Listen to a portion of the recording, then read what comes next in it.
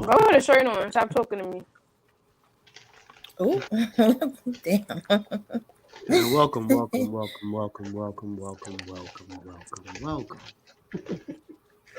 going I'm on? tired as hell lately, man. So you tired? I'm always tired, bro. I be doing so much shit. You don't be doing nothing. I wish I was. No, I ain't gonna say I wish I was. I wouldn't be ready to be doing nothing else but working like I'm working. Oh man. I mean, that's what's supposed to happen when you're working. When you're doing something that worthwhile. Oh, we live. I didn't even see you start the broadcast. Oh my God, we are. What? we just chit chat. So we don't need to run no intro. We don't need none of that. Yo, a little alarm would have been nice. A little warning. I just wait for all y'all to shut up. Let it flow natural and make you feel comfortable. That's a fact. So, what do y'all think when y'all hear about a male, a young man developing like social skills, like character development in young men? What's the first idea that comes to your mind? Everybody give a quick like thought on it.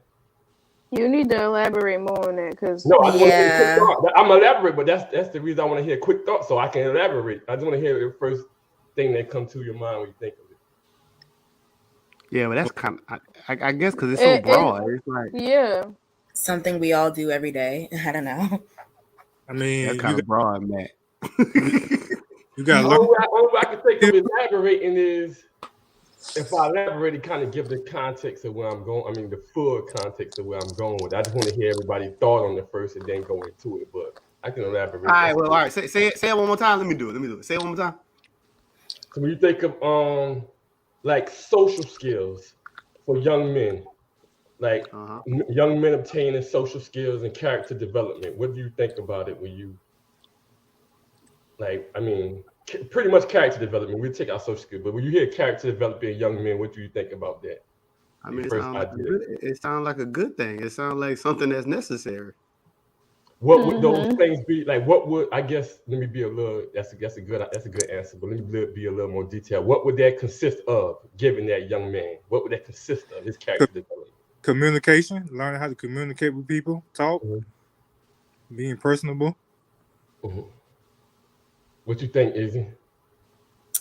I mean, damn, I wasn't expecting to be called next. Let's see.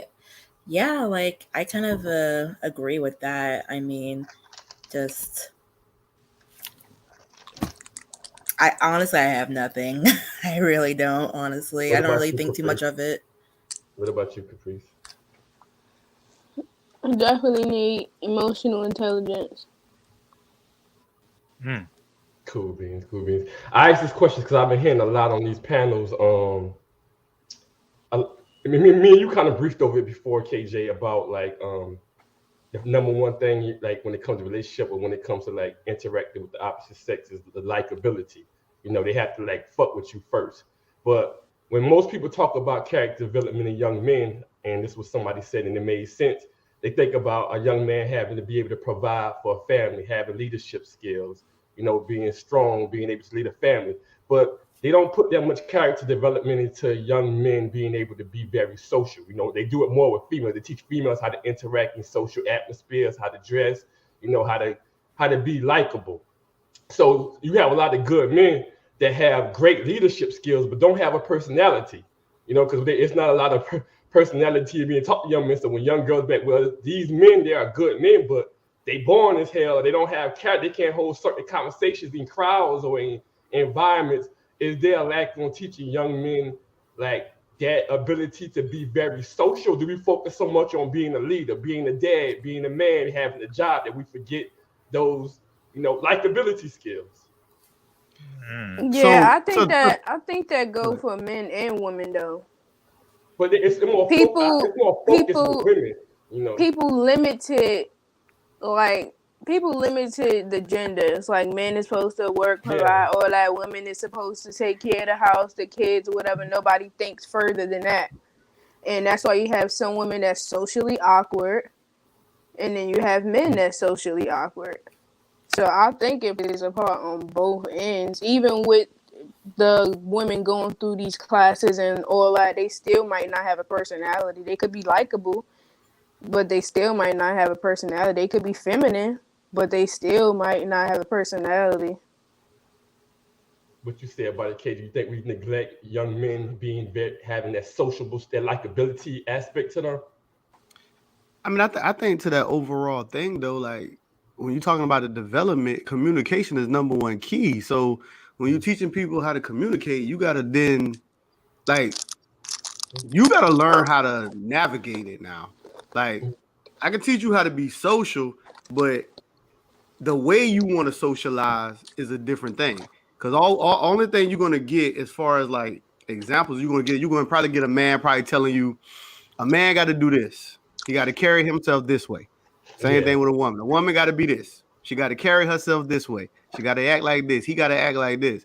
So you have to find and learn yourself how to actually navigate through it, because I guarantee you're going to come into a point where you're not going to approach every man the same way. You're not going to approach every woman the same way, because you're going to come across different personalities. And typically, people try to match the energy that they come across. So, I mean, I don't think that is neglected. I think you just got people who are weird. And I think now, because of the way social media is, even though people are able to connect, people are just more weird than they were before, because they're not as in face to face as they used to be. So I think these media outlets made people more socially awkward. So I don't think that it's neglected. I just think that these niggas is weird as hell. But you don't think, I know it's kind of like hard, not because there's so many factors that go into it now, but you don't think there's a lack of emphasis on it? Like, do you think that's something you have to 100% get just from being out there? I know the biggest thing is going to be learned experience, but do you think it should be like more focus on guys being more social as well? Because that's kind of a big part of life as well, the likability aspect. Yeah, but to being more social, it means you would have to actually get out there. Because if I'm talking to my son and I'm telling him about being social, one thing I can do is tell him to be social. I can't really tell him how to actually do it. Like, he has to learn how to because he has to have his personality. Like, if we don't have the same personality, my way of being social would not be his way of being social. I might be a little more stern, a little more firm. He might be more of a jokester. So he ain't gonna take the approach I'm gonna take. You know what I'm saying? So all I can do is say, yo, interact more, be more social. But he has to actually find out how to navigate through it. But do you think that's something that's even being done with young men, as far as them even being told to be like interactive and go out more and do this and do that? Like, or is it more, of course there's gonna be more push to leadership intangibles anyway, but I just think that made sense when I heard it. It is a little less bit of focus on that, and sometimes that hinders a lot of young men too. Yeah, but I think it goes back to my point before. I think you see less of it because these people are weird now. Most of these young boys just like to sit in the house and play the video games all day. Mm-hmm. They like to sit back and watch anime. You know what I'm saying? They wearing them little metal plate shit on their head like Naruto or whatever them cats is. They're weird. Like, these cats are weird. They're weird as fuck. So I don't think there's all you can do is tell them they're just weird. I got you. This is weird, man. And you even see it when they talk to like the opposite sex, like them same weird people. When they come to talking to the opposite sex, they don't even know how to interact appropriately when I'm to them. Because I only know one chick, matter of fact, who even into that type of stuff. Most girls ain't coming over there talking about no goddamn Japanese cartoon. She don't care about that. What you got to say about it, Chef? Mr. Chef Joe? Huh? What you got to say about it? I mean, I agree with KJ. These motherfuckers weird. I mean, to be sociable, you got. Why do they have to be weird though? What about these dudes in their 30s and 40s that we seen the results from? They ain't came up in the social media era. No, they're not. What about these guys in their 30s? You know what I'm saying? Even though that's still kind of social media era, but they kind of like in between. There is something for everybody. Like, what's weird to us might be normal to them, like, and trust me, I understand where you're coming from. Trust me. I personally am not into that, but there is definitely like someone for everybody. So, It's Mhm. just what it is, truly. I know if you over 30 years old, you talking about you going to cosplay, you weird. You going to what? Oh, you'd be You surprised. going to what? I know a lot of people do it, but to Go to me that's what? weird. Like you going to cosplay dressed up as your favorite character Oh and god. you grown But like what? that. How is that That's different from weird. Halloween, though? But 30 is I a think, 30-year-old man I being think. dressed for Halloween? Well, I think yeah, I think a 30-year-old man that don't have children that's dressing up for Halloween is goddamn weird. Like the only reason why I do it is for the fun for my kids. It's not. If I was by myself, I wouldn't even celebrate Halloween. Hmm. Like who the hell? I think it's weird for a bunch of adults. Like it's different if you have like a Halloween. I don't know, a Halloween theme party or something like that. But to really celebrate Halloween, get dressed up and go trick or treating with a group of grown adults, that's weird. People just like get dressed up and go to parties. I don't think they necessarily be I like said, knock on people's yeah, doors and be like trick or treat. Like I don't think they do that. I don't know. I mean, I mean, again, like I under, if I'm you with doing you it to go to guys. the I'm party, with you guys, but But that goes into that social thing I was talking about as well too. Because if too much things are weird and you don't do nothing with your kid, then they don't develop those avenues. traditions and certain qualities that may come from those stupid things. Some stupid things have good lessons in them too. Yes, this hey, is true. Izzy. So Izzy, if you meet a guy, right, Okay. and say y'all go on the first date, and he Mm-hmm. pull out a stack of Pokemon cards, and he starts saying, "Yo, I want to show you how I'm catching them all." What you saying to him, Izzy? I say, yo, let me see that. Like you got the Pikachu, you got the Squirtle. I don't believe you, Izzy. I I'm don't a team. believe No, you. no, really though. I'm a team player. I don't discriminate like whatsoever. Truly, I'm a not. I probably will never talk to him again after that. But you know, What are you? like Did you I'll not? be Hold on, innocent wait, Izzy. How can What you if say he a you're a solid team dude player and you though? don't talk to him again? because like I don't want to make them feel bad for their life choices. Like that's not my like it's What not if my he's a solid judgment to dude? cast on them, What if he's huh? a solid dude? What if he's a solid dude? He's like Pokemon. We ask that question one more time. I didn't hear that. What if he's a He's, solid dude? Like he got the intelligence to Cocomelon. be a good father, to be a good husband, to take care of bills, good credit scores, shit like that, life skills. I mean, then if he likes Pokemon, then he likes Pokemon. Like all my brothers, literally, like I have three brothers, and like they all were into that Yu-Gi-Oh, Pokemon, Magic, freaking the animes, like everything. Like we had the GameCube, PS2, Wii, PlayStation 3, PS5. Like we had it all. So like I don't know. I guess I'm not like the right person to talk about this, but yeah, you seen it enough to where to you it wouldn't be I'm weird because you've seen it a desensitized. lot. Yeah, that's what I'm about to say. Yeah, You've seen it enough to where it's just not weird to you. no, not at All right, all. all right. Everybody kind of answered the question, but for you, Izzy, if you had a guy, two guys, one guy Hmm. has a great personality, but he's okay in the hard skills that you actually need to have to lead a family. Another guy is great in those skills, but he has no personality. He dry as hell. I mean, he like, how you did for work? Good. Okay. I'm gonna go watch the game. I'll holler back at you. Like, you just dry as hell. Which guy you fucking with? The guy that got a better personality or the guy Uh, that's just boring as hell? I mean, obviously, the better personality. Like, I have a bit of a personality myself. I have multiple personalities that people wouldn't expect. So I don't know. I need a little like sprinkle. It's like I don't like people that are just like do what they look like. Some people just like, oh, what you can just kind of size them up for what they look like, and it's pretty accurate in terms of like basically stereotyping them. And I don't like that. Like I like a little like mystery. I like being able to like really discover, like you like Pokemon, like you like, I don't know, you like to I don't know, ice skate or whatever. I don't know. People have like things that like are shamed that they love to do that shouldn't be shamed. It's just like a part of life. Yeah. Like like really though, who am I to shame you for what you like? It's like how dare I? It's like what? You know, like really think about that for a second. Nah, I get it.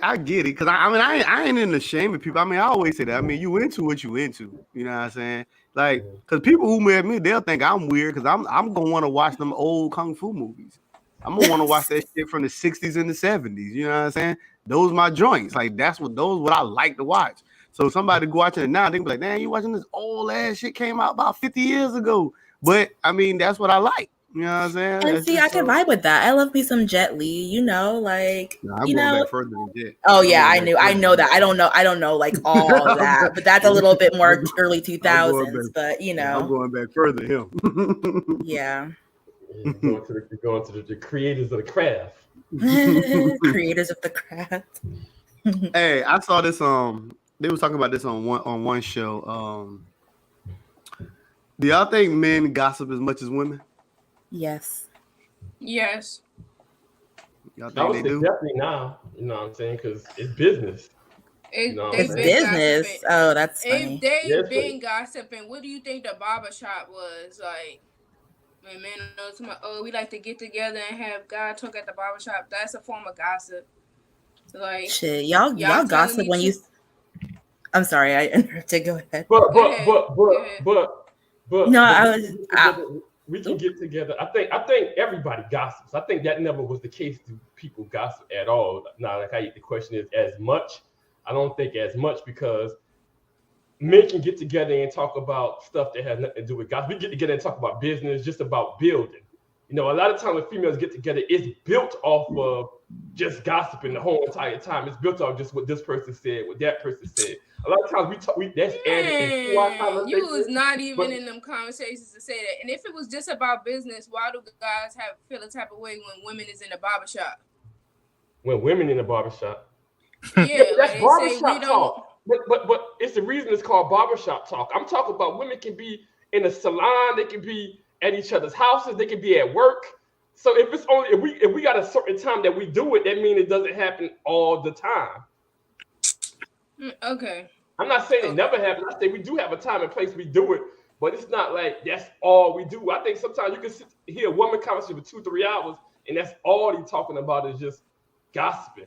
Soap operas or what happened on Love and Hip Hop. Soap operas? We're going to gossip as well. Oh my God. I ain't heard you. What do you say? You must be talking about some old. You talking about the aunties. You're not talking about us. Who's talking about soap operas? Like, what? I'm talking about soap opera. The new soap operas are the Love and Hip Hop. That's the new soap operas. I was just about to say that. I was about to say your reality TV of the day is actually the modern soap opera. Exactly. I don't know, and I don't believe that all women just gossip every time. It's nothing just gossip. Like, no, right? That's not true. Because even with the friends that I do have, whenever we talk, like, it's about what we plan on doing, what we gonna be doing with our kids. Like, it is not about gossip. No Love and Hip Hop. What? Like, who has time to talk about that? I don't even watch that. Like, I don't even watch that either. Like, what? Come on now. That's scripted. I'm not talking about the women on this panel because me and KJ don't fuck with certain type of women. So if you're on this panel, you probably ain't some of the women that we usually talk about. So. Well, I thought we talk about it in general. I'm not referring it to y'all. So is that a way of saying that you fuck with us? I mean, yeah, that's a way, definitely. Nah, don't fuck with me. Damn. I love that. I love that. I do. I think if I'm honest, man, I think men gossip way more than women. Exactly. Y'all have your Carfax. Like, what do you mean? You guys have your Carfax? Like, what? Like, we don't do that. Because I think if we get down, like, because like when people talk sports, they gossiping. Like, that's a bunch of gossip. Like, when niggas be talking that sports shit and all that other stuff, that ain't nothing but gossip. You know what I'm saying? Like, I think men do it more. You guys gossip differently. That's the thing. Your it's guys' gossip definitely isn't different, considered gossip. Yes, it's definitely different. It's different. So that's why some men feel like they're not. Yeah, It's see, not that's what gossip, I'm but it listening to, is. because I think when I'm hearing gossip, it's more like the rumors, controversies. No, Yeah, such you guys are not considered like gossip. Our gossip is based on a lot of factual stuff, even though it is a lot of hearsay as well too. But I guess that's what I'm thinking more of. I think you guys consider like gossip like an emotional thing. Like, Yeah, because it says typically, of course, that's not a definition, but it does say typically involving details are not confirmed or not being true. So I guess when I think about gossip, I think of just like that rumor type stuff. Oh, you heard such and such had a baby by such and such, and she fucking this person. But you do know that And like there's men that do that too. it's Like, also he fucking it's also with idle that talk. girl, and I just. What do you say, Kevin? It's also idle talk, and it actually is still gossip even if it's true. Because when you start talking about other people's private affairs and things like that, that's still gossip. Like it can actually happen, and we're talking about it. It's still gossiping though. Like I agree with you. rumors, but when you start talking about people's personal life, that's gossip. The only way it's not is if you're just talking about yourself. When we start talking about other people and what they're doing in their life, that's gossiping, even if it's true. No, I agree with you. If you go I know, like how you said, you go on but the actual literal definition of gossip, yeah. But I think I'm going by how it's normally. What people normally have a problem is the gossiping that's not confirmed. That's what people. Yeah, they only got problems with rumors. Yeah, exactly. The rumors, the hearsay stuff. You know, because gossip is rumors, but even if you're telling the truth, if you start talking about people's personal and private affairs, that's gossip. Like the moment you start talking about people's lives, other people's lives, that's gossiping. Yeah, I agree. The literal definition. And I think still, even if it's like something true about somebody's personal life, and you're not talking to them with it, they would still have a problem with it. Why are you discussing my personal business with other people? So even if it is true, it's still a problem, and it's still gossip. Like so, and there's plenty of men that be like, oh, he over there fucking with that girl, and when I know they got slaved her, or she a whore of the town, and like that's gossip. It definitely is. It definitely is. Hey, I saw this too. On something else. They was talking about men cheating, and somebody had said that they was making a point that men cheat out of their own insecurities. What y'all think about that? I said that such a long time ago, and you guys all disagreed. And then on that, the insecurity don't necessarily have to be with the women. It could just be something with themselves, something from their childhood. But yeah, that's definitely a fact. I don't believe that they're cheating. Like there might be some who cheat out of insecurity, but there are a lot of guys who cheat because that's what they into, and they just want a lot of pussy. It ain't got nothing to do with being insecure. Like he just want to fuck this lady tonight. What they got to do with him being insecure? But if he just wants some pussy and he going to get some pussy, what that got to do with being insecure? But I feel like you have to look at something deeper than the actual action. Like if you're doing that in a relationship that you know you're not supposed to do that in, there's like something fundamentally wrong with you mentally though. Like why is that excused? But it's just like normalized, and I hate that you guys are just normalizing it. I hate that. I really do. But what if the woman ain't doing they girlfriend or wifely duties? Shit. What one woman won't break up? But that would then place it within insecurity though. I mean, yeah. I mean I said that would place it within insecurity. So let me ask you, because now you ain't comfortable with what's going on. Let me ask you a question, KJ. So when guys first start dating or whatever, and a lot of pressure is put on guys by other guys. Like, damn, you ain't gonna get no girlfriend. Damn, you about to settle down already, man. You know what I'm saying? So let's say, example, because a lot of things guys do at the beginning is because of ego. Now, let's say, example, he cheating or he dealing with multiple women because his boys, clowning him for being, damn, you let that girl lock you down, man. She got you in the house now. So he starts moving around more, but he develops an appetite for cheating. But that may no longer be the case, even though that may have been the root of why some guys started doing stuff because of ego, competition, or whatever. If the root of something happens and it's no longer there, but everything stems from the root, does the root still be is part of the cause of why this is going on later on? Can we still attribute it to the root? You can't say that that's the reason why he's doing it at that moment, because if that's no longer the reason of why he's doing it, then that's not the reason anymore. You can say that that's what it was before, but you can't say now that that's the reason because it's no longer the reason. I think a lot of things are triggered. I think a lot of stuff are triggered off of insecurity and stuff. I don't know if it's a continuation, but I do think a lot of the cheating with men is triggered in some cases off of the insecurity of not wanting to be with one. But you got to think too. Now there's a lot of guys who their relationships aren't pressured by other men. That's if we're making an assumption that you only doing what you're doing because other men are looking at you a certain way. A lot of men live upon their own and they move upon their own premise. There are a lot of guys who cheat, and they're not talking about it with their friends or anything like that. It's just them, their own sexual problem. Yes, that's men. Yes, but that's why I said the root, because most people start dating in high school, and in high school, a lot of people are being pressured. Damn, you with her, man, you just gonna be locked down already, man. You're gonna do this, do that. There's a lot of pressure in those ages, and then people develop habits early on that they carry on throughout life a lot of times. And it may not be that no more, but a lot of times that habit has already been developed that they continue to build on. I mean, that'd be true. I ain't never seen all this pressure, especially at a young age. I don't know. Because I typically have moved a lot faster than the time. I was just about to say, I was about to say, so I don't understand that. Like, dude, I was the first to jump to say I'm having a kid. I was the first to jump to get married. Like, dude, I was moving way ahead of the gang, though. So that's why it's like, it's weird. I don't know. So I never see the pressure. I'm like, I ain't never heard that. I ain't never heard nobody saying already and all that. Most people, I guess, but it is me. But it's me too, though. It's me too.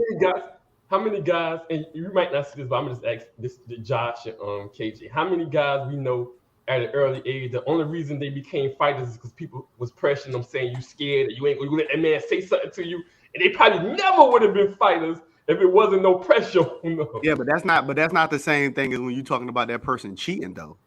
I get what you're saying. Now, when it comes to fighting, for those of us who grew up in the 90s, oh no, that was definitely a thing. Yeah. When it came to fighting, yes. But that ain't the same as when we talking about cheating, though. Those parameters are a little different. That's not the same. Well, it's not the same as it comes to cheating. That's not the same. You was not seeing the same level of pressure from a fight to cheating. No, I'm not saying it's the same, but I think it's the same thing as far as peer pressure on how guys move. Well, you're just talking peer pressure in general now, though. But they were nowhere close, though. Because as guys, especially if you grew up in the 90s, dog, we came up built around fighting. That's what we did. And we happily did it. Know what I'm saying? Like, we had no problem with getting our backs dirty. We happily did it. You know what I'm saying? Because most of what you saw when it came to, like, the dating side was guys pushing just for you to just date a lot of chicks, period. Yeah. You know what I'm saying? Because it really nobody was trying to settle. No, but nobody was trying to settle. So you didn't get the side of people telling them, "Oh, you're trying to settle down." No, most people just was like, "Yo, man, get them." But nobody. But it wasn't. It wasn't to the degree. It was. I don't know. It could have been for certain niggas. I don't know who they're around, so I can't. It was something when you went at the one girl that people would say, "Damn, man, that's a lot of girls out here. You stuck on that one chick, bro." You know, and that don't cause the cheating, but that does develop a habit of I need to be amongst multiple women. In my opinion, I can see it. I can see it. I can see it. I mean, I don't know. And I know from experience, people told me I was weird as hell because I like to deal. When I was young, I was just trying to deal with one chick at a time. They was like, "Man, you cut yourself short." There's a lot of females out here. You know what I'm saying? You try to deal with one chick at a time. Yeah, I was definitely the opposite kid, so I definitely didn't know about that. And then it can't, but it didn't come from no pressure neither though. So if I'm speaking with myself, there was never no pressure. But then again, I'm me too though. Like, and when I say I'm me, it's like I've always been an independent mover too though. So you can't really pressure Kevin. I mean, I ain't really the one to be pressured too much. How important is it for a man to know how to fight when it comes to being in a relationship? When it For the comes to women? being Yo, I'm glad you brought that up, yo. I got Yo, I'm glad you brought that up, yo. Because when I don't remember what it was, but I was watching something when they was having that conversation. I was bugging, yo. I was like, "What? That's a little." But we'll let them answer. That's crazy. I thought that was funny. Yeah. So how important it is for your man to be able to fight, yo? Very. I'm sorry, he needs to. Like, what the hell? Like, if why you get your, need to? because it's like, first of all, I think it's just part of an attraction thing. Like, I think like it's really important in how you carry yourself. And it's just like a representation of who you are at the end of the day. Like, if you get your ass, can you really say you're going to be proud of someone who you know got their ass beat? That's all you're going to see, a beaten ass nigga. Like, nah, like I can't. But You can't win. You can't win. What if he's not a fighter? What if he's not a fighter? He's a lover. If he's not a fighter, he better not try to fight then. But It's a difference between not being a man. Like, you don't have to be breaking up, Caprice. You breaking up, Caprice. If you're not a fighter, you just have to have a lot of money and you're good. That's it. It'll make up for it. What you say, Priest? Felt like this was a hood type thing, because when I go to these people's house, let me make my point right quick. Don't get triggered. When I go to the suburbs, I'm in these suburbs all the time. I see these white women with white dudes, and these dudes do not look. I don't know their history, but they do not look like they can fight, and there's not that much pressure on them to know how to fight. I think because we come from the hood where we see a lot of violence, it creates a mentality of I need to be protected. I don't need to be with a weak guy, and that goes through life. Because if you was born. Let me change one thing. It ain't about black and white. It's more based on where you were born, the environment you were born in. Because even some black people that was born in the suburbs, they don't put that much pressure on a man to know how to fight. I think that comes from the hood of seeing niggas getting their ass whipped, seeing violence, seeing a soft nigga get curved or whatever. You develop, I got to be around a strong guy. Because there's a lot of black women, they act like niggas is out here just robbing niggas every day, just punching niggas in their face and walking on the street. It's a lot of dudes that ain't never been robbed. I be hearing people say you got to be able to know how to protect your house. Niggas, what they kick your door one day. 90-something% of people you talk to ain't never had your house broken into while they were inside the home. Most likely in most people's lifetimes, that's not going to happen. But people act like this is an everyday thing. If somebody kicking your door, you got to know how to have this. Like, this don't happen every day for most people. Further proving my point. No, that proves my point that you don't necessarily. That's not a skill. You literally just said in the suburbs. I say it don't happen that often, so that's not a skill you actually have to have. But you said your man, it's a must your man have it. I mean, there's a lot of skills that you don't necessarily have to have, but it's good to have them. It's good to have it, yeah. But I don't think it's always. I mean, we always teach that it's better to you have never it know. Exactly. You sound good. I was saying it's a difference between. I was saying it's a difference between not being a fighter and knowing how to fight. You don't have to be a fighter to know how to fight. Well, okay, wait. This is the difference, right? So when people say know how to fight, everybody knows how to fight. The knowledge of just fighting, like throwing your hands and kicking and punching. Everybody knows a lot of people don't know how to throw their hands. But different question of can you fight? Now, can you fight is a different question. So everybody knows. We know the information. We know that, oh, if I throw a punch, that's a strike. If I throw a kick, that's a fight. But can you do it adequately is a different conversation. So we all know how, but everybody can't fight. Hesitation's a big key to it too. So Caprice, though, you answer the question though. So to the question, How important is that for your man to be able to know how to fight? Well, to be able to fight. Who can fight? However, y'all want to word the shit. We know what we're trying to say. If I had to rate it from a scale of 1 to 10, it would be more so of a 5. Because honestly, I don't even see what would you be fighting about, especially with me. Like, That's if true anything, too. if we together and something pop off, I'm gonna try to de-escalate it and get you out of there before being like, oh yeah, mommy and not a fight, so I'm gonna let him fight. Like, first of all, I'm not even into that. And the moment you fight a nigga in front of me, I might not even want to fuck with you because you putting me in danger. That's a great thought process. Most Like, women you want these niggas to know how to fight. you Go putting me in danger because while you fighting, I'm vulnerable to the environment around us. What if it's more than one nigga? Like, so no, that's why it's really not. It's really not.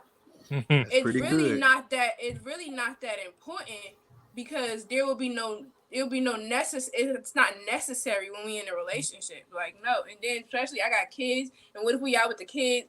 Man, nah, we about to be done if you do some shit like that.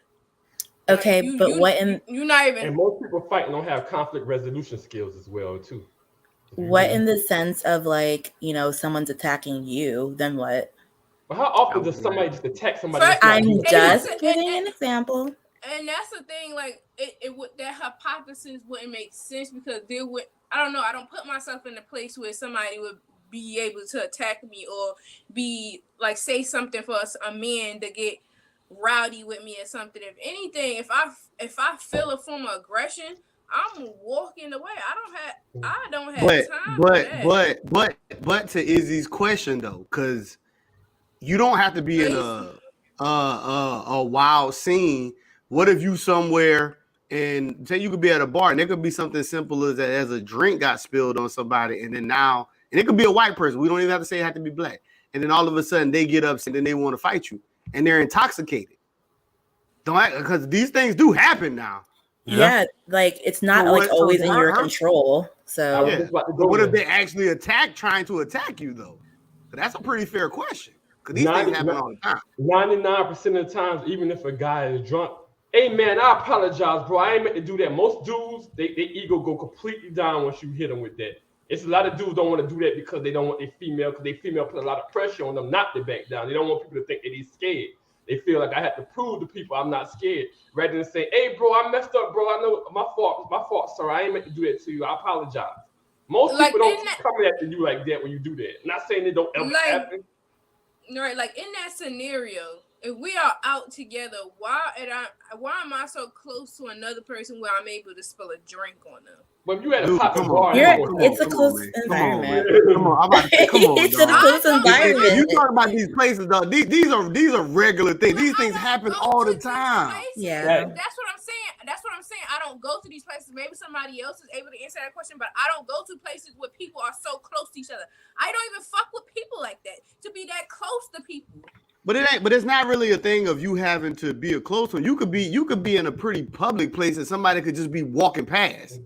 Like you can't act like if you go someplace you walking around COVID rules. You 6 feet apart from everybody everywhere you go. Like you gonna walk past people. You're gonna get into the vicinity of people. I've been had that rule before COVID started. I need arm space. You shouldn't be. It could be believable for you though, because you got like. I need arm space. You can't be in my personal space. And then if I see you walking, if you the one that's walking towards me, I will move out of your way for you to pass because I don't want nothing happening. So yeah, that scenario wouldn't work for me. But like I said, the importance of a man knowing how to fight on a scale of 1 to 10, it would be a 5. And that 5 would be those hypothetical scenarios where it's something that he has to defend us. But like, I don't know. I don't see in no situation where it would be necessary for a man to defend me because I don't do anything for a man to try to defend me. So a real quick pivot. My girl, I've been this woman asked me. She said, "Kev, so what you think about that purge law passed in Illinois?" I think that stupid. I think that they allow those politicians to make these decisions, I think they're gonna definitely suffer the consequence for that because that shit wow. Mm-hmm. There's a lot of context missing out that law too, though. But I think that when we walk upon these type of situations, I mean, if things get anarchical, they get anarchical. Sometimes when you get certain people who choose to make decisions, they don't realize it until it goes too far that they made the wrong decision. But it's a wild setup. I mean, I don't live in Illinois, so I personally that them niggas problem. But I mean, like I said, I think it's a wild setup, man. I mean, Yeah, that shit crazy. yeah, it's just wild. Like I mean, It's just shit.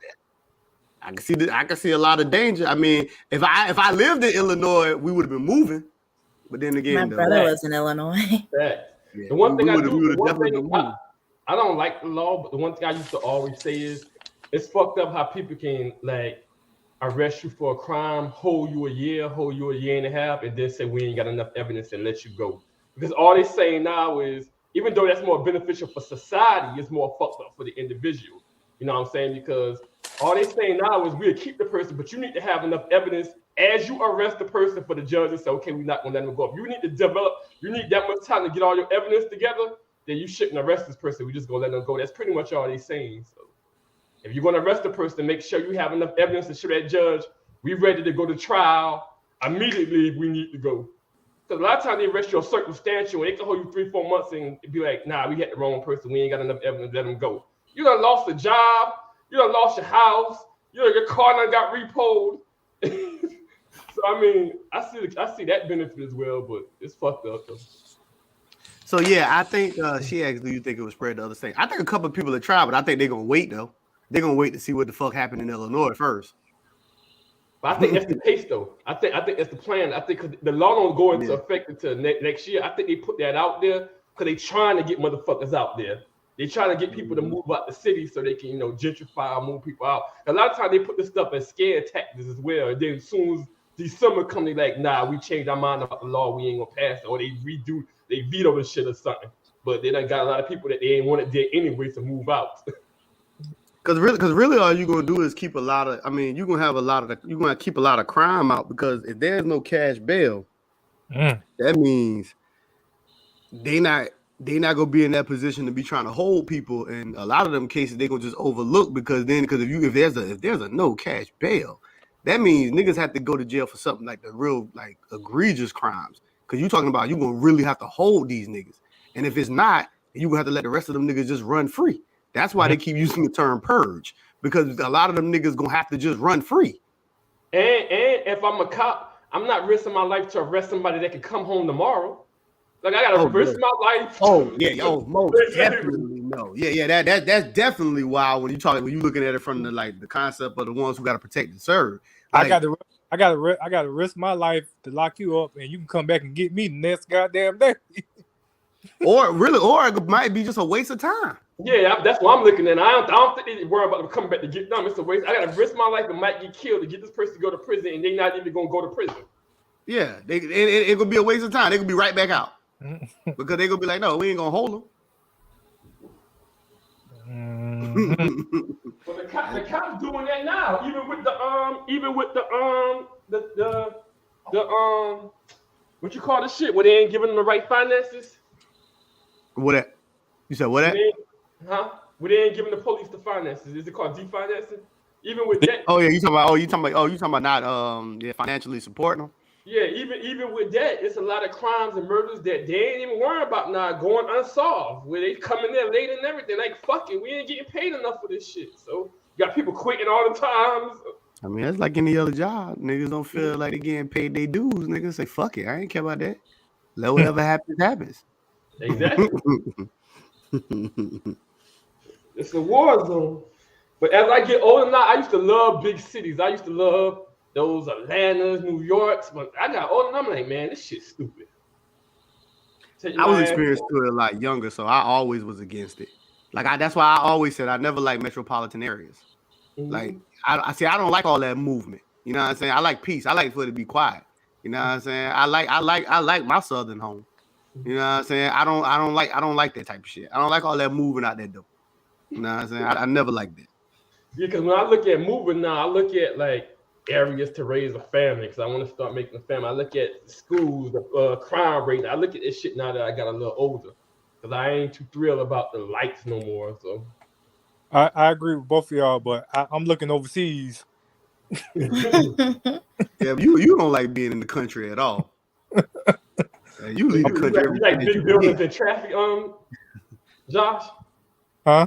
You like big buildings, lights, traffic, shit like that? A lot of shit going on? I mean, I do now because like y'all, like Kevin said, he experienced that shit when he was younger. I grew up in the country. I never experienced that shit till I got older. So Yeah. I enjoy it now, but as time get older, like Kevin said, I'm probably gonna move out the country Yeah, because you'll it's a grow out lot of it. cheaper, and it's a lot cheaper. Shit. Hey, we go pivot real quick, right? Dude, I heard this too. Everything I bring up, I'm gonna be something I heard. It'd be stuff that I'd be jotting down that I'd be interested to hear certain people say, but it'd be like stuff I don't want to do like a full show on. So that's why we doing this whole chit chat anyway, because I just like to throw random shit out there so we just talk about whatever it is. So do y'all believe in telling your spouse if someone is like hitting on you, like somebody's trying to get with you? Do y'all believe in actually telling them about it? Repeat the question.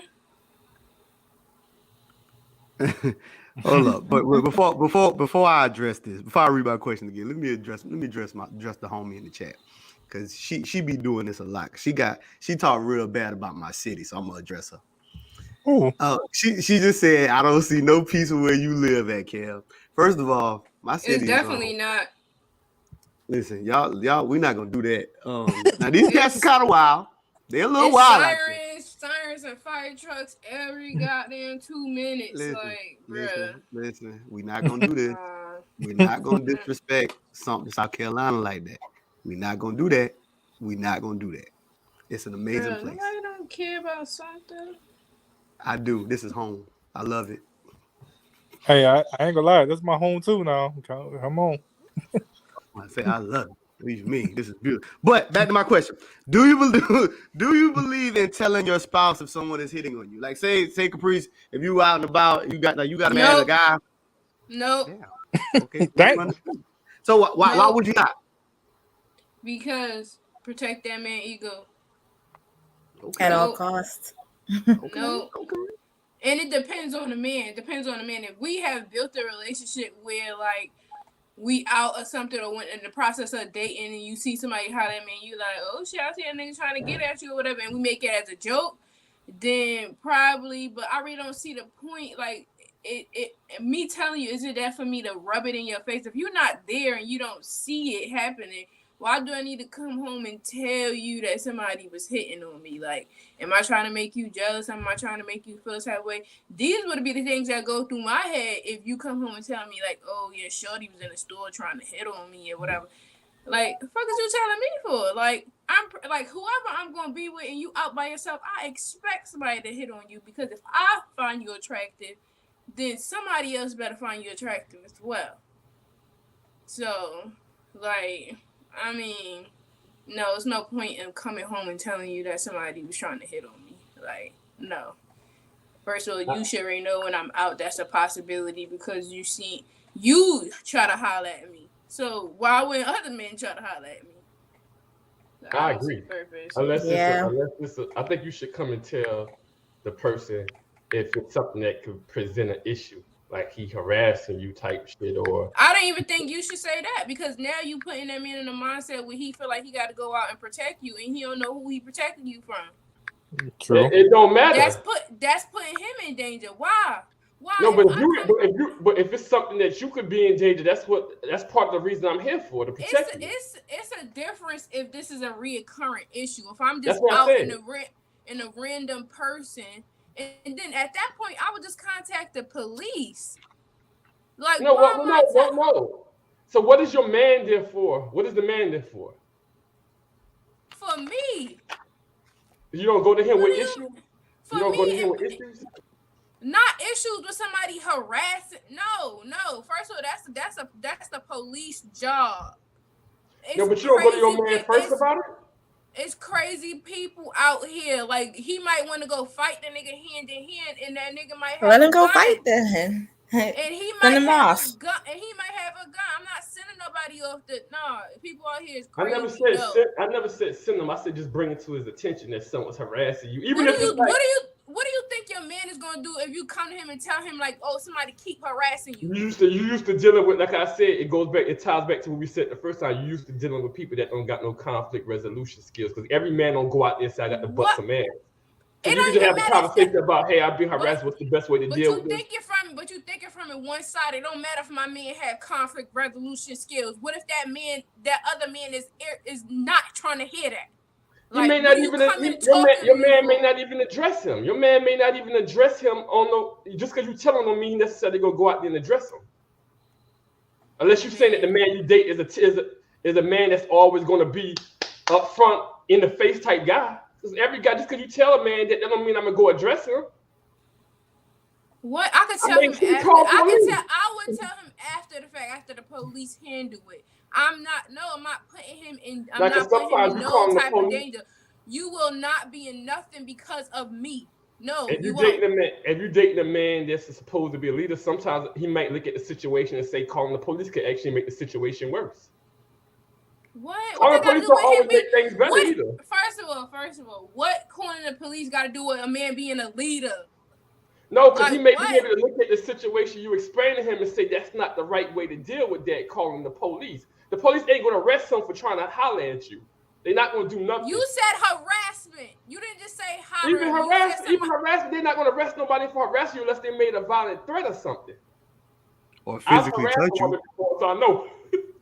Or actually started physically touching you. Yeah, exactly. All right, for me, somebody that's just keep trying to talk to me and they're not touching me and they're not, whatever, I don't have a problem with that. I have dealt with that my whole life. I don't have a problem with somebody keep pursuing and keep trying to talk to me. Harassment for me crosses the line when you're touching me and you're doing something to harm me. So if those are not the cases, then I don't see no point in telling my man anything. And if it goes to the point of somebody touching me, I will tell the police first, get that handled. Then I will tell my man what happened and how I handle it. But I'm not sending you off. Like, no, even so if what, I don't... Wait, can I ask you a question? So if you're out somewhere with him and someone is actually to the point where they're harassing you, you would call the police before allowing him to protect you?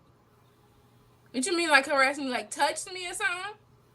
Yeah, because you said about calling the police. So if it's to the point where that's the place, so you would call the police, and then now both of y'all, your man gonna sit there clueless, you gonna sit there harassed while y'all waiting on the cops to show up for them to address the fact you being harassed. So the man, he clueless, so he ain't gonna know nothing about it till the cops get there.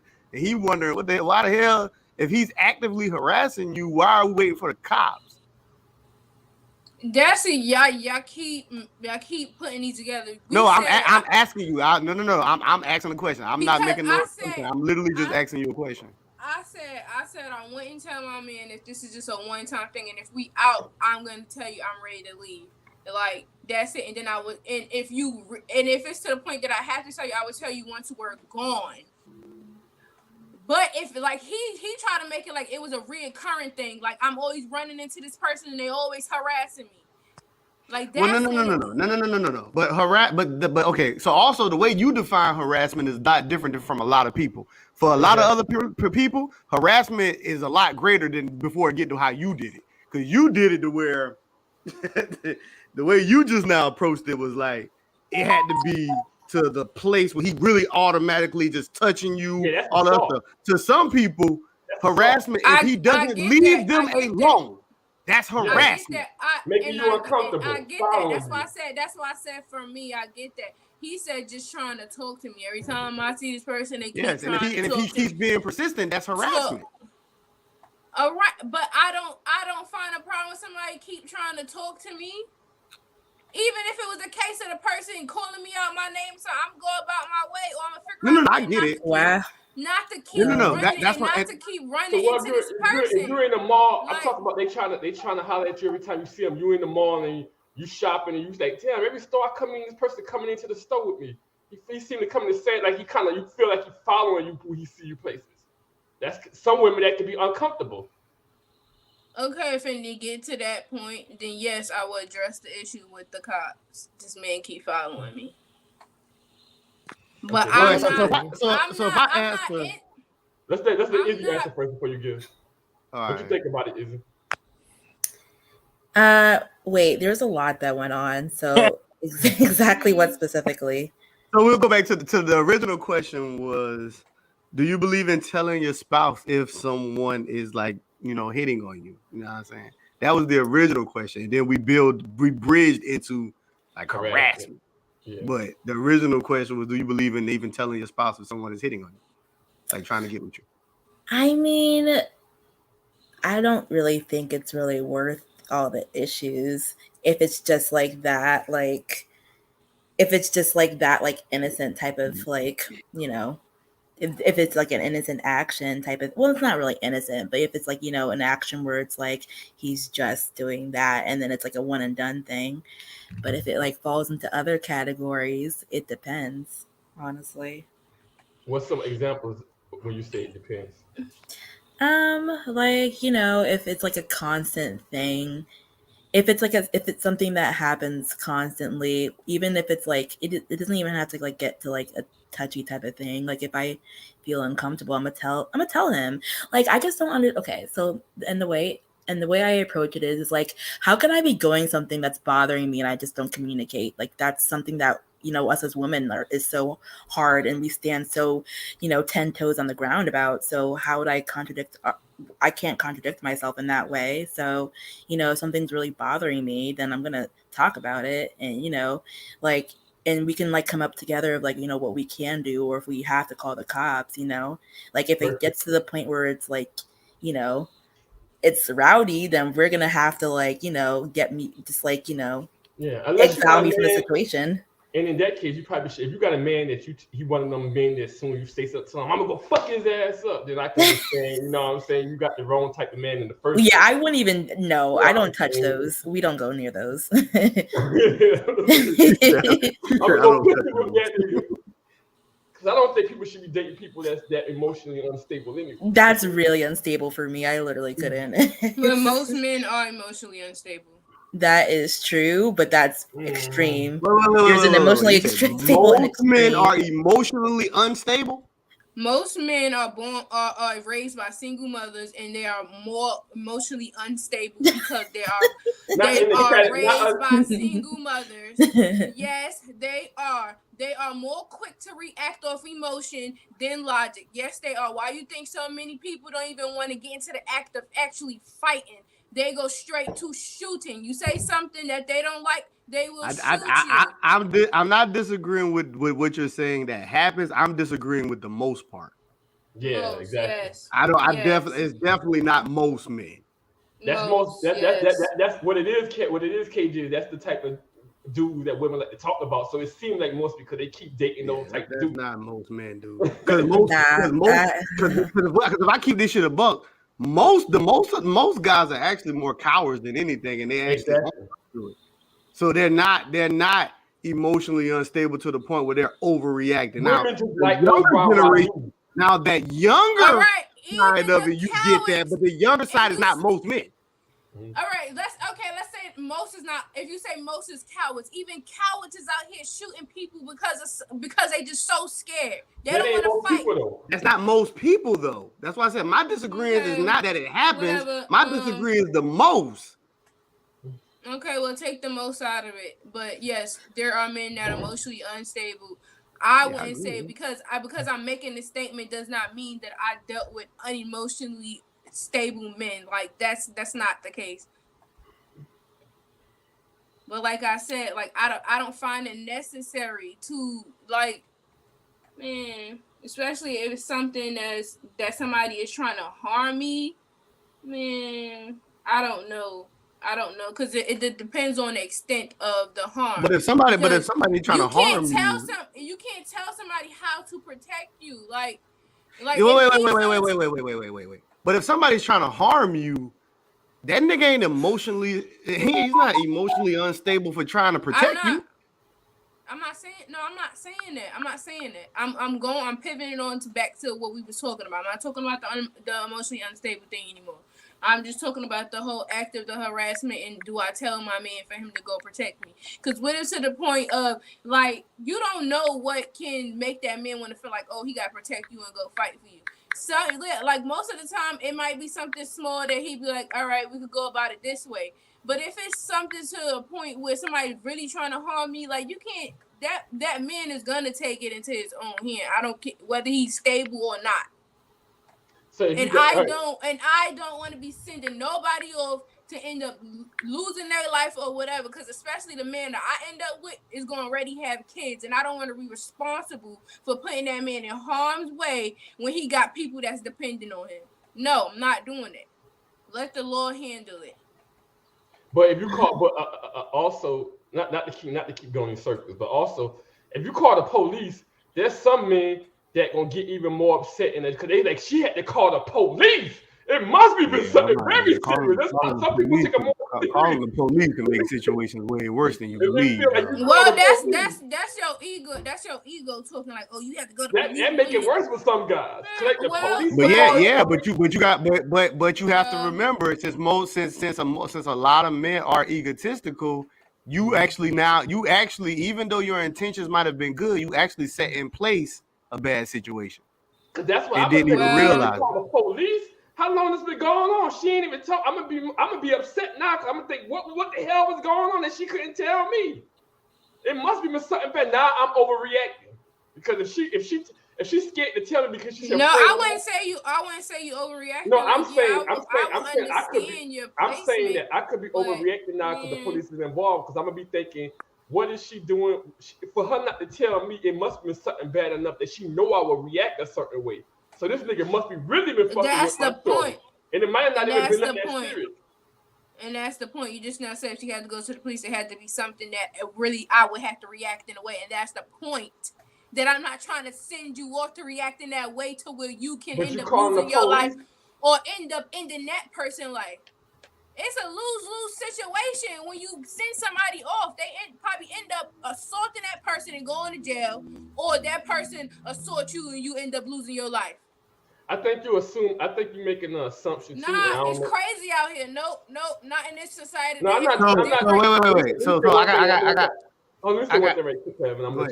You good. I think we're assuming too that the communication skill isn't there with the person and their spouse. Because you have a person that you bring problems to and they actually sit down and have intellectual conversation about how they deal with their problems, that a lot of those situations won't happen. I think we're assuming that you're dealing with somebody I said it depends on what it is. Like sometimes there's just no logical thing. No, there's some people it don't matter what it is. We talk about it as a couple. There's some people it don't matter how bad it is. We're going to sit down and have a discussion about it and come up with the best situation to handle this. That's when you date a man that's very emotional, intellectually emotional. Go ahead, kid. So let's get Josh, what you think about it? What you think about that? What you think about this concept about telling your spouse if someone is trying to get at you? Is it worth saying or is it not? Nah, I won't say that. Why you won't say that? I mean, I find it a compliment to me. That like Caprice say, like if my lady think I'm cute, why she want to think other ladies want to think I'm cute? So understood. So yeah. So I would say this because I was going to answer, and a lot of y'all was saying what I was saying, but I wanted to go last because I wanted to clear it up. I think it's predicated upon your partner. I think that you should know the type of partner in which that you have. Now, I disagree when you take it into your hands and just say, I'm just not going to do it. And you take this position of not saying anything because you choose to make the call of what is accessible of somebody's job and what is not, because you are afraid of consequences. I think that's crazy. And it's a gamble of life. But I do think that you know your partner, right? So just like how y'all said, if you got a person who's very impulsive and if you tell them, they'll be like, he trying to holler at you, where that motherfucker at? Then you like, whoa, wait, all right, nigga, calm down.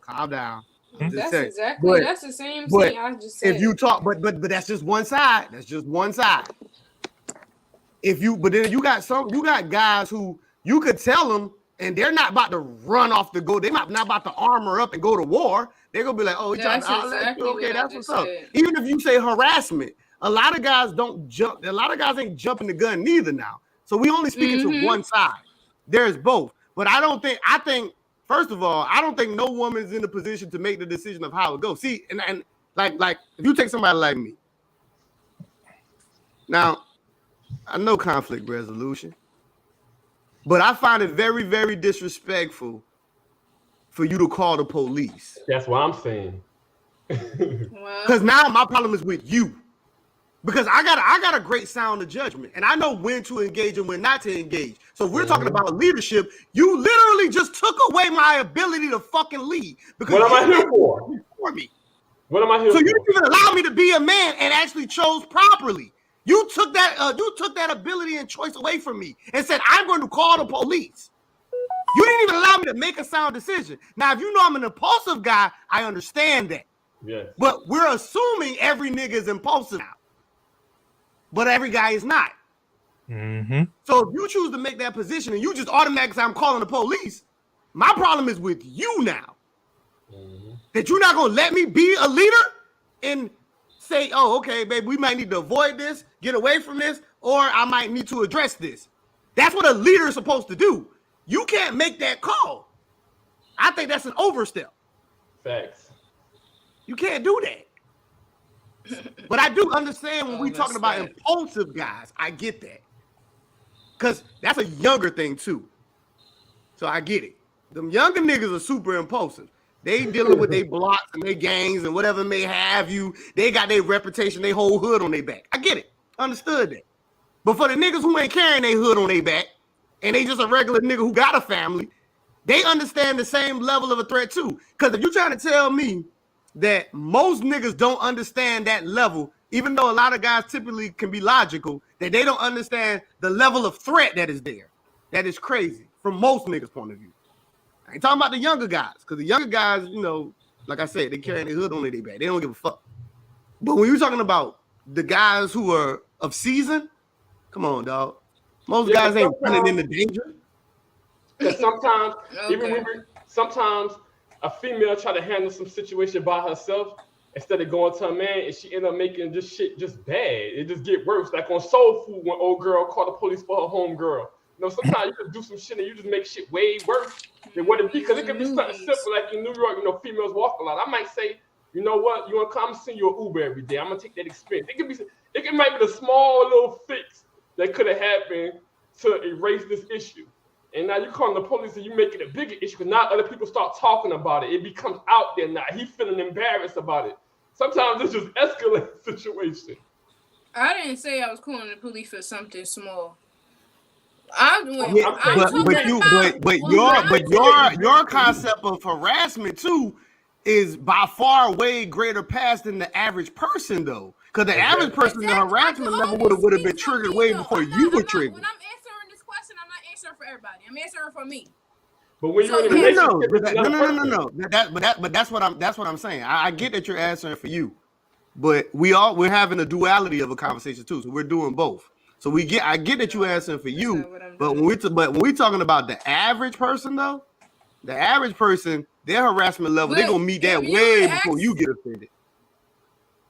All right, if you would have asked me about the average person, then yeah. But you said if you are getting no. I'm not telling you how to answer. I understand what you said as far as a personal position.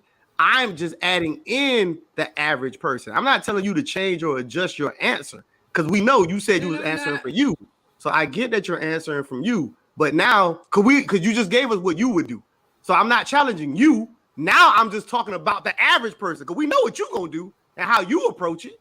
And I can't challenge your own personal placement. So now we're talking about the average person. That's all I'm saying. So I'm not challenging in your position. But now we actually talking about the average person. What you think about it, Izzy? Yes, the average woman will send her man off. Think about what?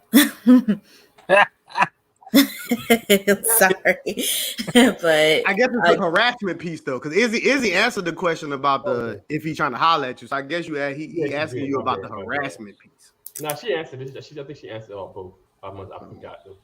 Go ahead. Want to. Yeah, like I think it's so I think sometimes it's easy to look at situations in like a black and white way, but you have to add in like human emotions, and like you're not in control of everything that's going to happen to you. So like, when something or someone is like harassing you, you're going to be emotional about it. You're going to have a different change of mood. And, if you're not wanting to communicate and talk to your man about it, he's going to obviously know that something's wrong, right? And he's going to be like, oh, baby, what's wrong? And then you're going to be like, nothing, like nothing's wrong. Like, just like, you're going to be like, just like a different set of like character that you're actually used to, So I think that like, really just like adapting and like really just being comfortable with your man and like just like trusting him with that, And I believe just it's trusting him sound. to handle that situation, What But every what I situation was is different. speaking, yeah, what I was speaking to is not telling him at all. It's like the timing of it. Like until it's like my type of harassment, until it's dealt with the police, then I would tell you what's going on. But man, especially But if that's the man, police if add I'm not different with things you to first, it. That's stupid, dog. It if makes I'm things not, a little if I'm spicier not, than if what it I'm should have not, been. that calling the if police, you will oh make my it like god, even if you got a guy who's not super can impulsive, I get out what the I was act saying? of calling the police could make a situation worse. Like I get what you're saying. Like I say, Yeah, even yeah, though So, your yeah. so intentions are what you great. saying is, in the act of somebody harassing me, I'ma come home first, tell you, then call the police. No, I'm no, not no, gonna no. wait. But The we police may we're not giving receive it. the No, no, no, call. no. But the layout of the setup is if the person is there with you, your man is with you. No, That's the layout. He's with you, not you're by yourself. Well, that's the layout now. We was talking about by. She should talk by he herself though. was She talking out by about herself. he No, no, no, said no. by Yeah, myself I at listen. I first. understand. In general, yes. Of course, your man can't do nothing. First of all, if your man ain't with you, it doesn't matter if you go home and tell him. Period. Because I guarantee you, unless you know the nigga directly who was harassing you, what the fuck he gonna do? Yeah. That's what I was speaking What he gonna to. do? Jump out on the block and say, He "Hey, who harassed said, my bitch? Yo, I want to know who harassing my bitch. Where you at?" Like if the nigga's not with you, what he gonna do? He can't do nothing. he said by myself, a reoccurring thing. You're not gonna be, if this is a reoccurring thing, you're not always with me when this man is harassing me. Yeah, I'm speaking Like on like if she he worked with said somebody by and she come myself home and at somebody in first. the Now neighborhood if we're constantly fucking with her, whatever. yeah, No, like no. I get it. I'm not coming home to tell you and then be Either way, like, you oh yeah, still let's should tell him. go. I'm gonna tell you, but in the moment, I'm gonna call the police. Like, what the hell? I'm gonna come home first, and then we're gonna come up with the same thing to call the police because this No, no, man no. just harmed me. You still should let him know before you call the police. Yeah, even if you call the So police, I'm they gonna Even if call you gonna. gonna him call the first. police, you still need to let him know. Like if you Yo, married to that man, I why the said, fuck you gonna call the police before calling him? if I'm in danger, I'm gonna call him first before I call the police. Yep. Yo. Now you making it. Now you That's going to the. crazy. You going 911 to was the your extreme. emergency. Calling the police takes You time going to the too, for real. extreme now. You going to the extreme like the guy coming with you with a knife or something. Now you But got to what start I'm That's a saying, making. whole but what I, process, all right, but calling the police. what I'm Because saying, if it's that extreme, you fuck. Period. I don't give a fuck who you call.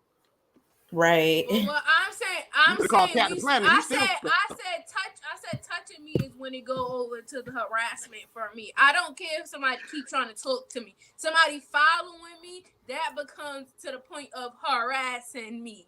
Yeah. But talking to me, no. Now I didn't go to the extreme. Like me feeling in danger, somebody is following me. Me feeling in danger, somebody is touching me.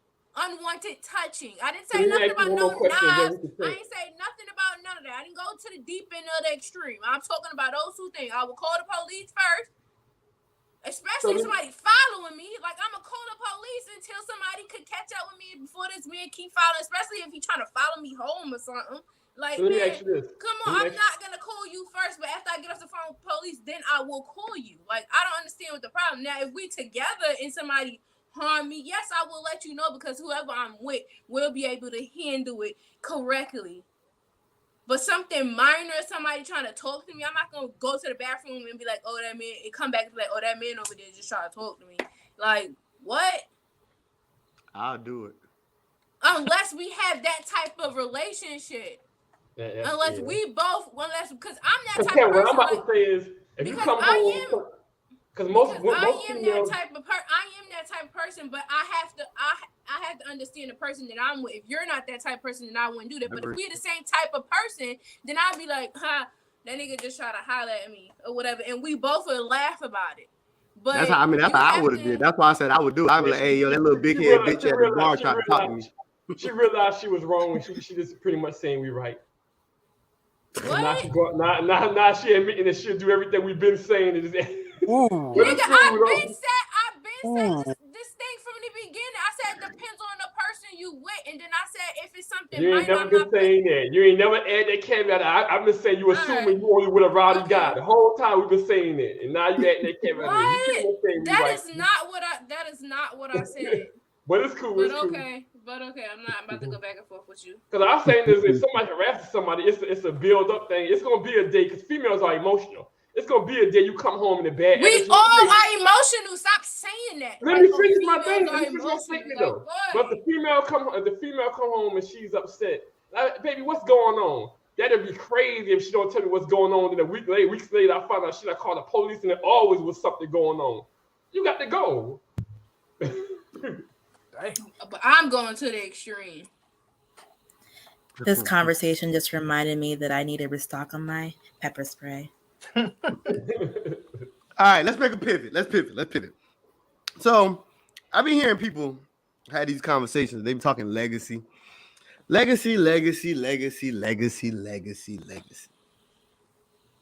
Is it actually a natural thing? I want y'all to pay attention to the words that I choose to use. I choose to use my words very carefully.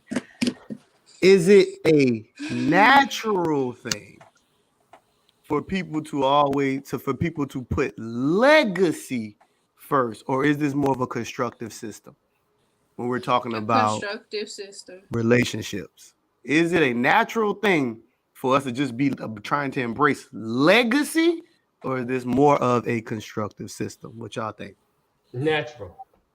No, I think it's natural for people to want legacy. They may not use that term. That term may be an actual, constructive thing. But I think if people naturally move, people naturally want to, be remembered for something for their family. You know what I'm saying? Whether it's leaving something to their kids, they may not have the big outlook on legacy that culture puts on it. Like you had to do something big, or you had to be known across the city, or your name had to be A1.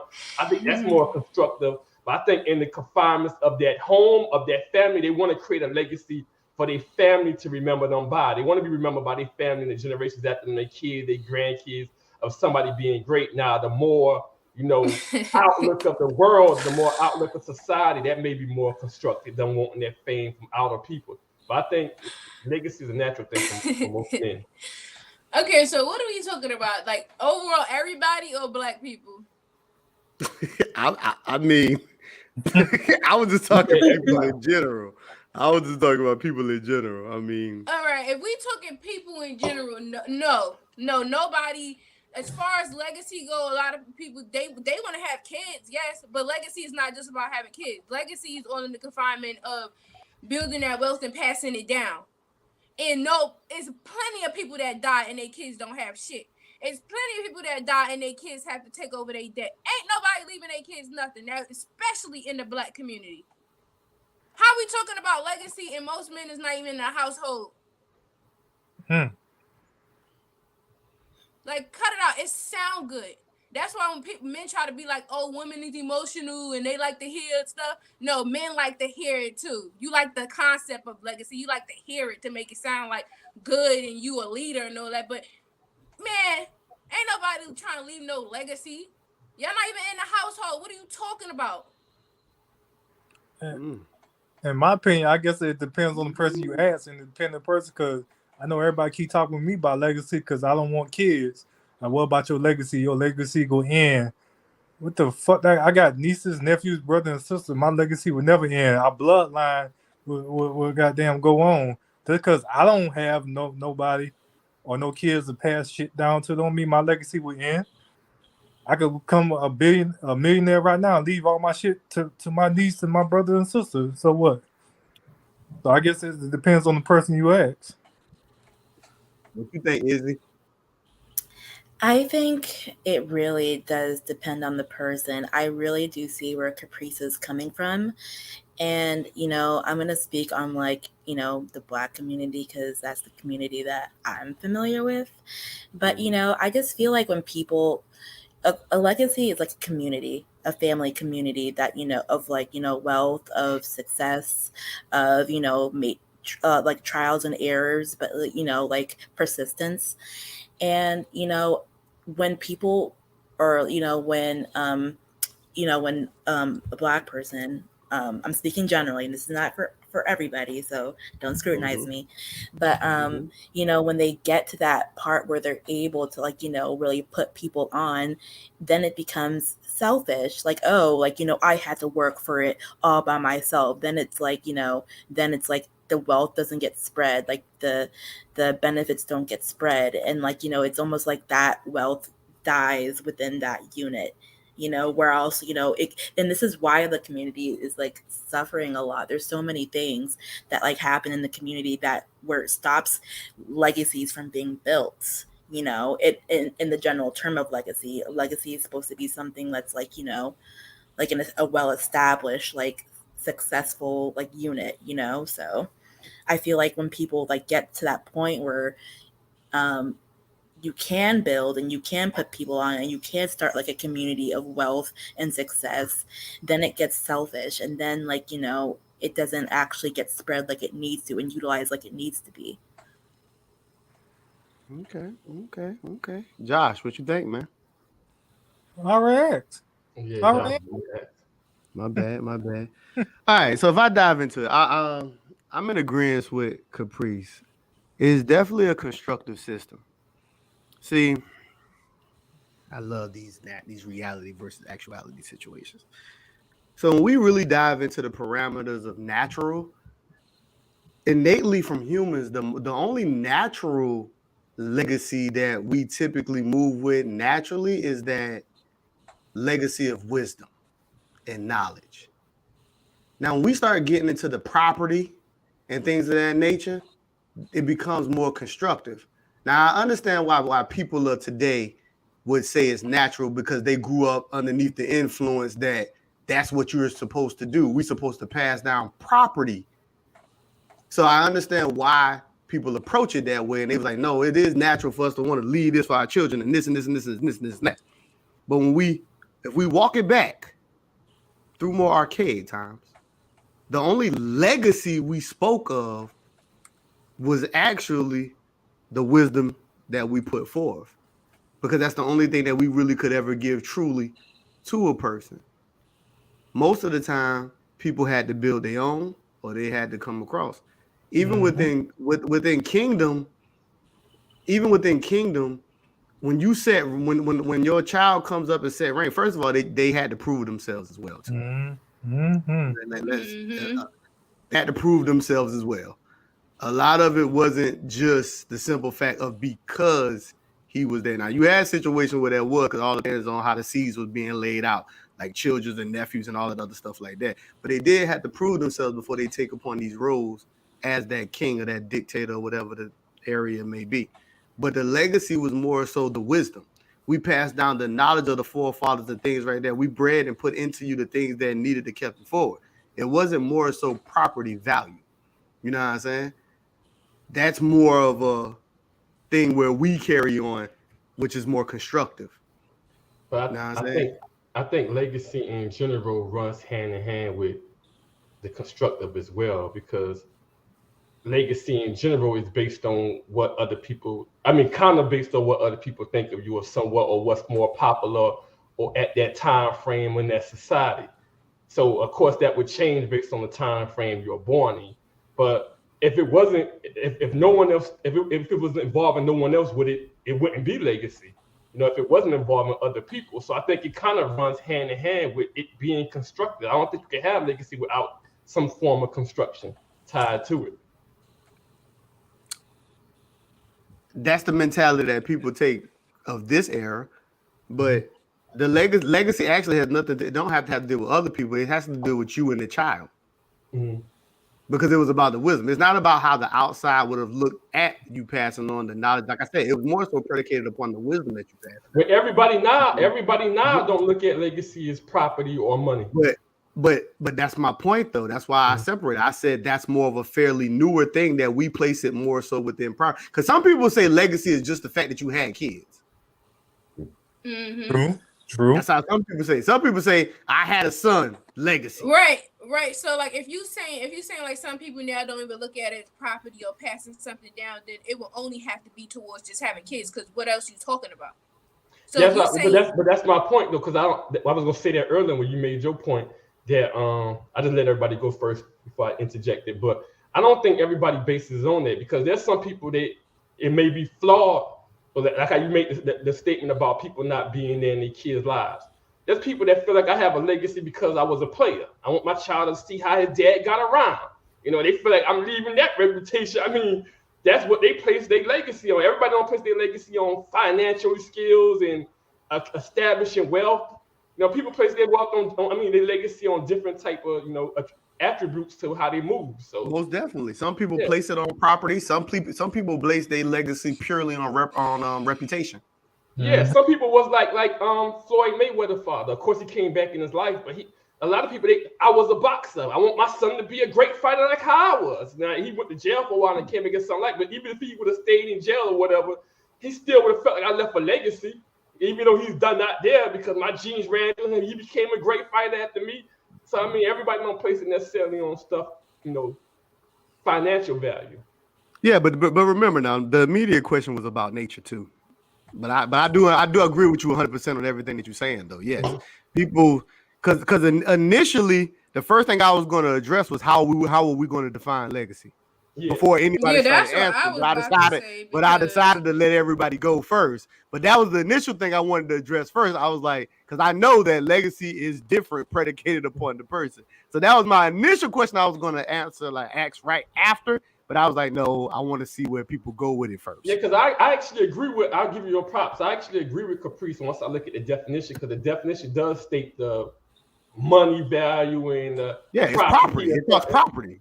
Yeah. So I agree with that. That's constructed, but everybody don't necessarily look at, that as being what they leave. Everybody want to define stuff that's in their own way. Yeah, right? I guess that's what I'm doing. I'm looking at more of like leaving reputation. That's not how it's supposed to go. And that's why I gave the example of like more archaic times. That more archaic times, the only legacy part was really just the wisdom that they gave and passed down. It was the information. It was the reason why people chose to write these books. There's a reason that people chose to do these type of things, because they wanted to pass down. All you could have really passed down was more so the information. They didn't put it within property value. Now, if we move fast forward to more modern times, we place a lot of that stuff within property value. It's either property value or reputation. You usually see those are the two leading forces. It's either going to be somebody who's fully reputational or property. And then the second definition was like the like going to college. If you went to Duke and then your kids coming to Duke or whatever, you establish a legacy of them that continue on that tradition. That was also one of the things I saw as well. Yeah, that is Izzy, did you answer? I did. You guys didn't even. She answered. She said those people get up there and when it's time to pass down that wisdom and stuff, they get selfish and they don't want to tell nobody, especially black people. This kid Zion may become a great fighter. You know what I'm saying? You may not leave him a lot of stuff. He may become a great fighter. I know martial artist or whatever. And some people may say, "Hey, that was part of your legacy." That ain't got nothing. But I'll be the first one. I'll be the first one to tell you that ain't got shit to do with legacy, because I'm not that. You know what I'm saying? So I get it. I get your point that you're making. What I was gonna go into is the stuff that comes with it, like the discipline, all the stuff you learn from the skills. They may look at the way he carries himself, like that whole. Yeah, but you don't care about it. No. I get what you're saying, but there's two different realms. Like people who are more traditional martial artists don't consider themselves as fighters. People consider the fighters are the people who consider themselves as the sport. Like a nigga who consider themselves a basketball player, a football player, niggas who get into boxing and MMA, those guys consider themselves as fighters. There's a difference between guys who consider themselves as fighters and then guys who are martial artists. But that's what I was saying. I used the wrong word. I was more referring to the solitude, the being in touch with yourself, the discipline, like those stuff about it, you know. Yeah, but those things can't be rated by nobody underneath, but nobody other than you, though. Mm-hmm. You know what I'm saying? So it's not even for nobody else to even put the placement on you. Those things are upon you. I got another one. This is a question I always wonder, right? So I be hearing people have these conversations, man. This is a conversation I always wanted to have. Because it always bothered me when I hear people get to talking, and people do it all the time. You be seeing it on these podcasts, and people always do that. So I'm going to ask the question. Why do we make cultural arguments when you're not a participant within these cultures? And I'm going to give an example. And I'm going to give an example because I can give many, but I'm going to give an example. So, like when we hear people today talk relationships, right? And they make their arguments, right? We live in America. I think the closest one out of all of us who probably could even touch the other side would be Izzy because she's African. But she's still American, nonetheless. But the point is being, we live in America. We have our customs and the way we do things. But when we try to make cases or try to downplay or say women this or man this and real man this, we always like to go to another culture. We will say, oh, well, the Africans do this, or the Chinese do this, or the Europeans do this. Why do we try to make a cultural argument when their culture has nothing to do with our culture?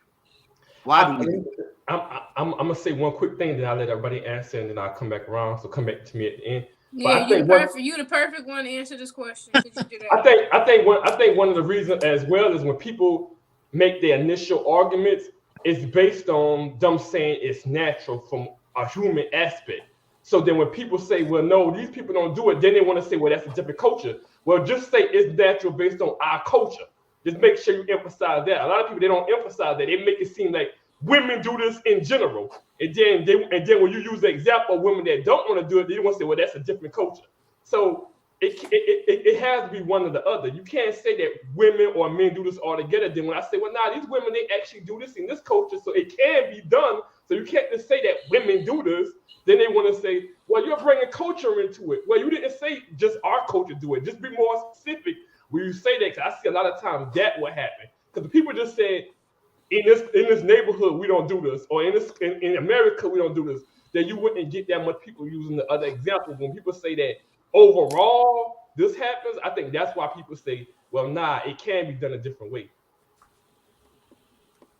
I mean, I think because a lot of things we say, one more thing. A lot of times we say something and we say that men do this, women do that, and it's just based on our culture. It's not based on men and women, because there's a lot of men and women in other cultures that don't do nothing like that. Go ahead.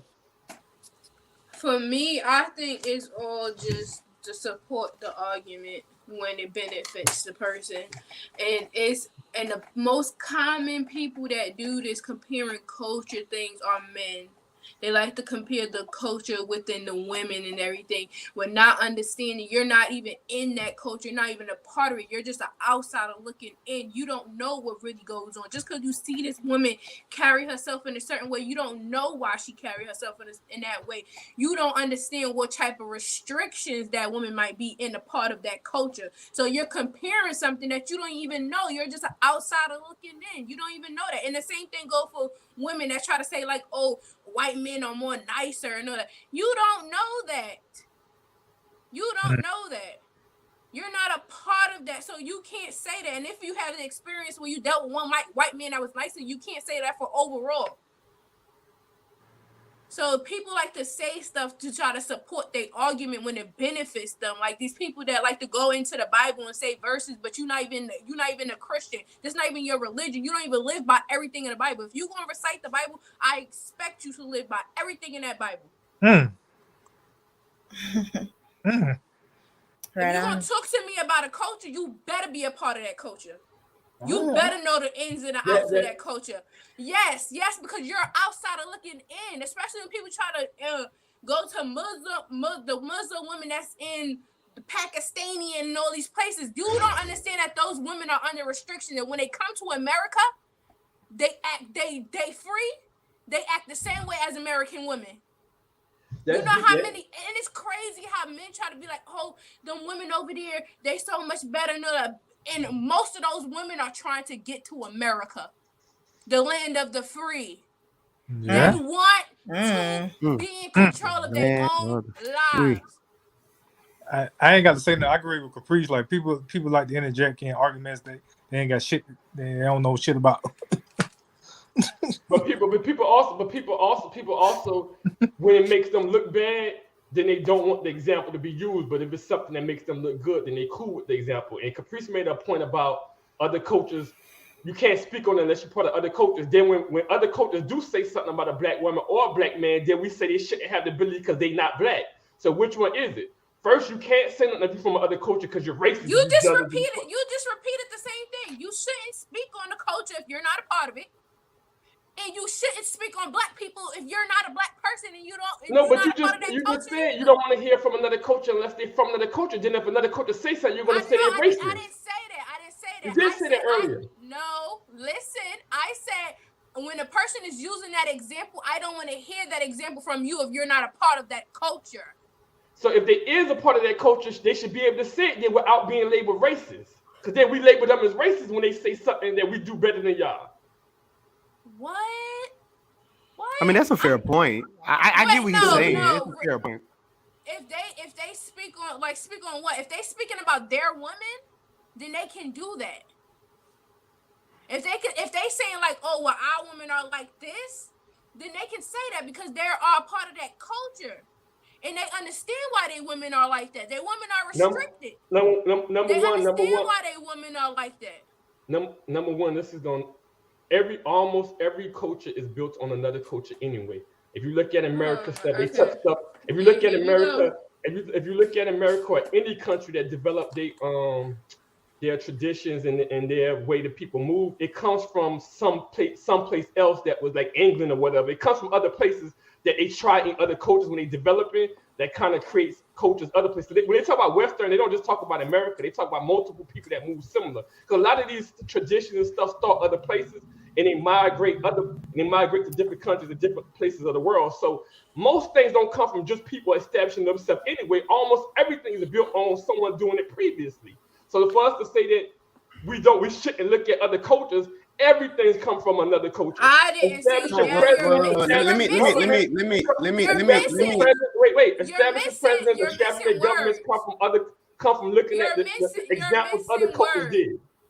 You're missing words. I didn't say not looking at. I didn't say not looking at other cultures. I'm not talking about what you said no more. I'm saying it. I'm saying most traditions come from looking at examples of other cultures and establishing it in their homeland. Most things don't come from people just freestyling and creating themselves anyway. Everything's come from somewhere else. So I would say this. So he's true to an aspect, but when we're talking about for the culture in which that we know, what we adapted to is more archaic.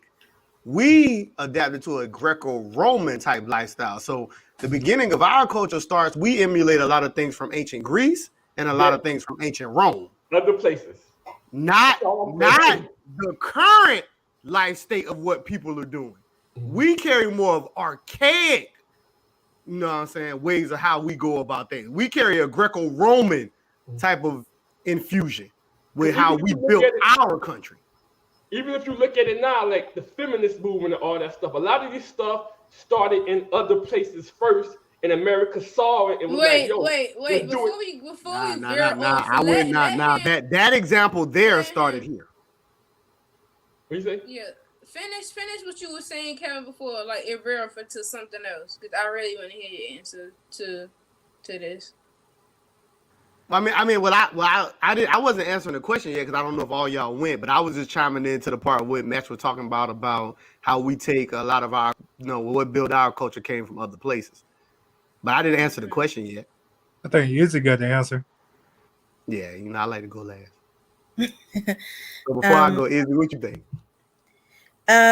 Yeah, that was okay. I'm sorry. You have to repeat the question. So the question was simple. It was, why do we make the cultural arguments? Because an argument really is like trying to win, no matter what means necessary. Honestly, so I feel like when we pick and choose what it's gonna take for us to win an argument, really, truly. So I mean, it's really no more no less than that. It's really the premise of all arguments, honestly. All right. So my answer. Hey, did you hear anything I said? Yeah, I heard you. Because I don't like the fact that I was talking and you went off camera. So I don't know if you walked away from the computer or what. But when I'm talking, I need you to be like. Listen, I heard you. Listen. All I did, I'm in the living room. Normally I'm in my training room. I'm in my living room right now. The kitchen's right there. I just went, grabbed some ice for my liquor. That's all it was. Just relax. I heard you. I didn't want it too far. But I answered the question actually in the chat anyway. Like I was like, yo, I think people just want to be others and they're not happy with themselves. That's why they make the cultural arguments, because they always want to tell you about what somebody else do. This is the funny part. We love to point out to these, like we'll go to India, we'll go to China, we'll go all this other stuff like that. And you was on point where a lot of people try to get to this good old land of the free because we also not realizing the laws and the things that come with those cultures. See, we making it seem like when we say, well, women of these cultures do such a thing, like they got a motherfucking choice. Like they doing it on their own will. Yeah, like they got a fucking choice. They ain't got no fucking choice. They got to do it. It's the difference between in this great land we in because the women got a choice. But now I can understand if you the controlling type of a person, then you might like stuff like that. You might be like, nah, I just like the concept where we control people and we like, no, you do what the fuck we say you supposed to do and you answer how we do it. And if I say fall in line, you fall in line, don't matter. I can get it if that's the person that you are, you're making that argument because you just want to control some shit. But there's a reason why a lot of these people want to come over here. Yeah, a lot of people ain't happy with the way that life is over there. They ain't happy with the constructive system of socially, even when it comes to their marital systems and things of that nature. There's a reason. A lot of these people don't have the choice because their laws aren't the same. They get prosecuted a lot different than what we do over here. We got a lot more liberties over here. So I think when I hear cultural arguments, it sounds stupid because we're literally making it seem like these people are happy with what's going on. They're not. I think people looking too deep into it. I think when people make certain arguments, you're just not looking deep enough. Whoa. No, that's the problem. Most people when they use these cultural arguments when it comes. But you men are looking at it from the surface, like they see, oh, these women over there, they so feminine. They do this and that for their men. And I don't give a damn why she's doing it. I don't care if she need a green card. I don't care the money. I just need it done. Some men just need it done. You don't care about what the hell you doing it. Well, that's her point. And then guess what? That's her point, though. What I'm saying is that's not the issue. And guess what? You'll be wrong to bring that woman to America. If she's doing it for a green card, you'll be wrong to bring that woman to America. If you're gonna do that, you better keep that woman wherever she's from. Now, because I'm telling you, you bring her over here, she's gonna be married to you for a year, and then she's gonna divorce you. That's BS. That's BS statements. A lot of guys. I know. There's people that bring women over here. They don't get a divorce. That's the example. That's the example that females use to shy guys away from doing it. There's a lot of females. It's men that say that too. There's not. We're gonna play a number game. A lot of guys are not bringing women over from a bunch of different countries. A lot of men aren't doing that neither. Now. So we can't make it seem like men are just going over these countries, grabbing women and coming back. That's a motherfucking lie. You might have a couple dudes. I never said a lot of guys are not doing that. Even if we make that argument, that's a very minute argument to make. Yeah, that's very small. No, but niggas ain't just bringing bitches from other countries. She used the example that women coming over here getting a divorce in a year. I'm saying that don't happen like that. So That wouldn't be. Well, I'm saying that guys ain't bringing them over here like that anyway. Yeah, I agree. And then you know which gender bring the people over. It's females that bring the men over, and then guess what? Their men be with them for a year, and then start being like, You know "Oh, it's not working out." You know what's and crazy? blah, blah. It's plenty of TV shows that's showing this. Them 90-day fiancés when they bring the men over, and then the men start acting I don't crazy care after about the 1 TV year. show. I don't care about what people do the regular everyday. But you just brung up a show. Well, the regular everyday person, the everyday person ain't doing it at all. I know, but check this out. They're not doing it at all. They're not doing that at all. Damn, you making me lose my point. See, that's what I'm talking about. People just want to use stuff when it's convenient for their argument. Oh no, this is what I want to say. I noticed this one thing, and no one has a problem being compared when they're actually trying to do better. The only people that have a problem of being compared is people that don't want to improve. That's true. People that don't want to improve, they don't like being compared to other people. People that actually are trying to get better, they be like, oh, how they doing it? Oh, what's going on with that? Oh, how we get that? How we get this number in our job? They look at other jobs, they look at other coaches, they look at everything, but how can we get better?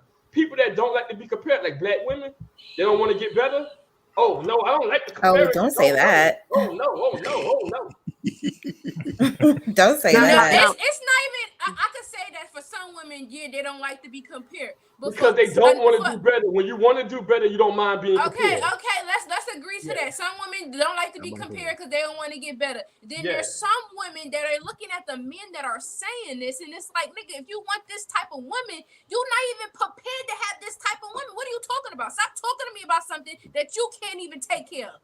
Me personally, I think that getting a woman overseas is stupid. I just was talking about the question in general. I'm just debating the question of like how the comparing of cultures. I would never get a woman because I feel like it's a weakness. If another man can get a woman here and make her feminine, if I got to go over another country, I look at that as make nobody nothing. You can't make nobody feminine.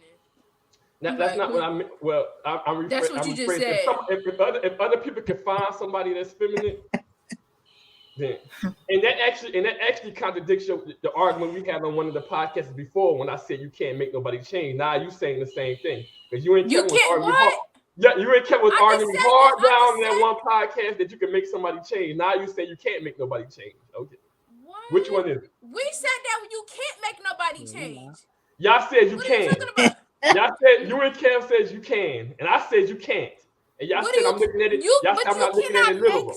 You cannot make somebody feminine. What are you talking about? You cannot make that. If you can make somebody change, that's part of change. You can make them feminine. Yes. It's something that you're doing that person decides to change. That's the argument. That's the argument I was making. That's the argument I was making when we had that argument. Y'all said I was looking at it too deep. That y'all were just speaking on the literal. We said no. We said that how the person might move can change, but that core value of that person y'all said change the person. Change. Y'all said can a person change? Kevin, what we said? They have to change on their own. What did we say? Can a person change? Our argument was around the concept of changing a person, but when we talking about, because now we're being very, very specific, and when we had that argument, we were not addressing femininity neither. That was not within that argument of what we were having. That was not there. Because when you're talking about realms of making somebody feminine, no, you can't make someone feminine now. That's a personal choice. You can bring their feminine side out, but you cannot make somebody feminine. Yeah, you can't make nobody feminine now. It's like you can't make nobody masculine either. Nope. Exactly. But like I said, that wasn't part of that conversation. I know the conversation y'all talking about, but it wasn't around the femininity part. That wasn't. It was about changing the person. So yeah, it's about changing the person. But that ain't something you about to change. You can't make them feminine. It's like you can't make a man masculine. No, but you said you can make them behave a certain way in your presence. So yeah, but we're talking about change as far as actions, not as far as your personality. Because femininity and masculinity is also a personality thing too, though. You know what I'm saying? I can't make your personality be something, but I can control you to a certain degree that if you rock with me and making you adapt and adjust to how I operate. That's different, though. That's not the same thing. So, yeah, I agree with you when you say, like, some black women or women in general. I don't think this is even a black woman thing. When they get compared, they don't like it because they probably don't want to change. or whatever. But I do think sometimes when women hear certain men say these things, it's like, bruh, you shouldn't even be speaking on this because you're not the type of man that's gonna be able to take care of this type of woman. It's not for you. Stay out of this lane. I say the same thing about these women talk about these men that make all this money because majority of these women ain't gonna never get these And guys. I So, agree. And I agree. you know First of all, what I'm I saying? feel like no, I feel like from both sides, nobody should be asking for something that they don't have. If this woman don't make $150,000, she shouldn't be asking for no man that don't make no $150,000. Now, if she make $150,000, she have the right to ask for a man to make that kind of money. Cause she makes it, and if a man is taking care of the household, then he should ask for a woman that can stay home and all that. If that's the type of woman that she is, but you shouldn't be asking for something that you don't have or somebody that you are not. Or what the other side values, because the other side may not value what you value. You know what I'm saying? So it got to be based on what those people that you want Exactly, value. and that's And they why it's value a something lot of, different than and what that's you why it's actually a want. lot of men that's now like, oh, I'm gonna focus on my purpose and get my money up, because they want a woman to stay at home. They want to be that controlling leader and all of that. So that's why they like, oh, I'm gonna I'm gonna be on my purpose and I'm gonna increase my income and all of that, so I can have that woman that stay at home. But it's like, bruh, by the time you get there, and especially if you have a problem with age difference, if you're not going 5 or below, and you don't get there until you about 40, and that person is 35, and you want to have kids, how you like, and you know that it's tougher to have kids at 35? How you doing that? How you doing that? Like, everybody need to just get their shit together and earn the lane that they supposed to stay in. A lot of men talking about they don't want to mess with single moms and all that. That might be your lane. Because by the time you get to the type of money you want to get to take care of that type of woman to stay at home, she probably gonna be too old to have kids. Yeah, unless you get a younger guy, Especially, unless you get the yeah, but younger girl. unless you that type of guy that date, if you 40 and you date women that's in their early 30s or 20s, but if you Yeah, have a 26, problem with that 25. age, yeah, but you have a problem with that age difference where you're not going 5, if you're not going below 5 of your age, then no, that's you now you putting it's at risk that woman not have no baby. So everybody need to focus on the person, stay in their lane. Please, people, stay in your lane. It's not for you. You're not the man that's supposed to be taking care of women everything and have her staying at home. You might have to be in a 50-50 relationship. Well, the thing, I don't have a problem, but the men don't have a problem with that. It's the women that don't. It's some of the women, my fault. Some of the women that don't want to be in a 50-50 relationship. They looking on social media these days, and they want guys to be able to take care of that. That's why guys feeling the Yeah, pressure I to do agree. that. You know what I'm Yeah, saying? So, I agree with that. when women compare this and that, when women compare these guys to these white men, they say we don't make the same amount of money. Most of these white men that I know of, that I come across, they get that with the help of a woman. They get that. They don't get that by themselves and they go get the woman. But black women want you to go get it first, then come back and get them after you. But that's even a lie too, because the average white man only make probably like 4,000 more than, or 10,000. I think it's like 4 to 10,000 more than the average black man. Yeah, So these my point though. numbers That's my that women are coming up that's with, my point. the 150,000, the average white man is not even making that. So Yeah, that's my whole point. A lot that's of a them lie too. Yeah, that's Yeah, the point I was making. That's the point I was making. A lot of them establish that with the help of family. They don't do it by themselves. But black women see these white men in these big houses with their family. They think, why men can't do that? You ain't the women don't want to work with you. They want you to go get that first, then come back and get them. right. I Yeah. agree with that, and then I think it's a lot of men that rather build on their own and then try to come back and get a woman. But now you got trust issues because you done built this shit on your own, and now you deciphering whether the woman is there for you or she there for That's a what you fact. got. Facts. So it's like which one do you want? You want the woman to be there for you or for what you got? And most women wants to, like, matter of fact, let me take out most women. Women want to build with a man. Like, period. I want to be a part of your build. If I'm not a part of it, how can I see it? How can I know the type of man that you are if I'm not in the midst of you building? And I think when it comes to the goals that you set in, I think 2 people will be able to get to the goal faster than 1 person. Yeah, I agree with you. I think because though, even though you're from New York, you've been around a little more. But Josh, you in Atlanta. Do them girls move the same way as them girls in South Carolina, or they move more? You got to have the bag first. You got to have the bag first. Especially in Atlanta, yeah, especially in Atlanta. But I think even in New York, New York is so diverse, so you can't even say that from like, oh, most women in New York is like that. No, it's not, because it's so diverse. It's different women. It's different women in New York. Like, I'm from New York, and I always had this mindset of growing up, but I have been around the same people that was raised just like me and have a whole different mindset. People just do what they want to do. It don't matter where you from or how you raised. You gonna go the way that you want to go. I agree. Like I say, a lot of times when I be speaking, I know me being in these cities all the time, man. These girls are a little different. So, you said they're a little different. They want you to have that stuff first. And most of the people that talk on these panels come from these big cities. You know, they want to be in the limelight. They want to be entertained. So when you hear most of these perspectives, is coming from people that's in these metropolitan areas. Because most people in regular towns don't think like this. So, I think it's people everywhere.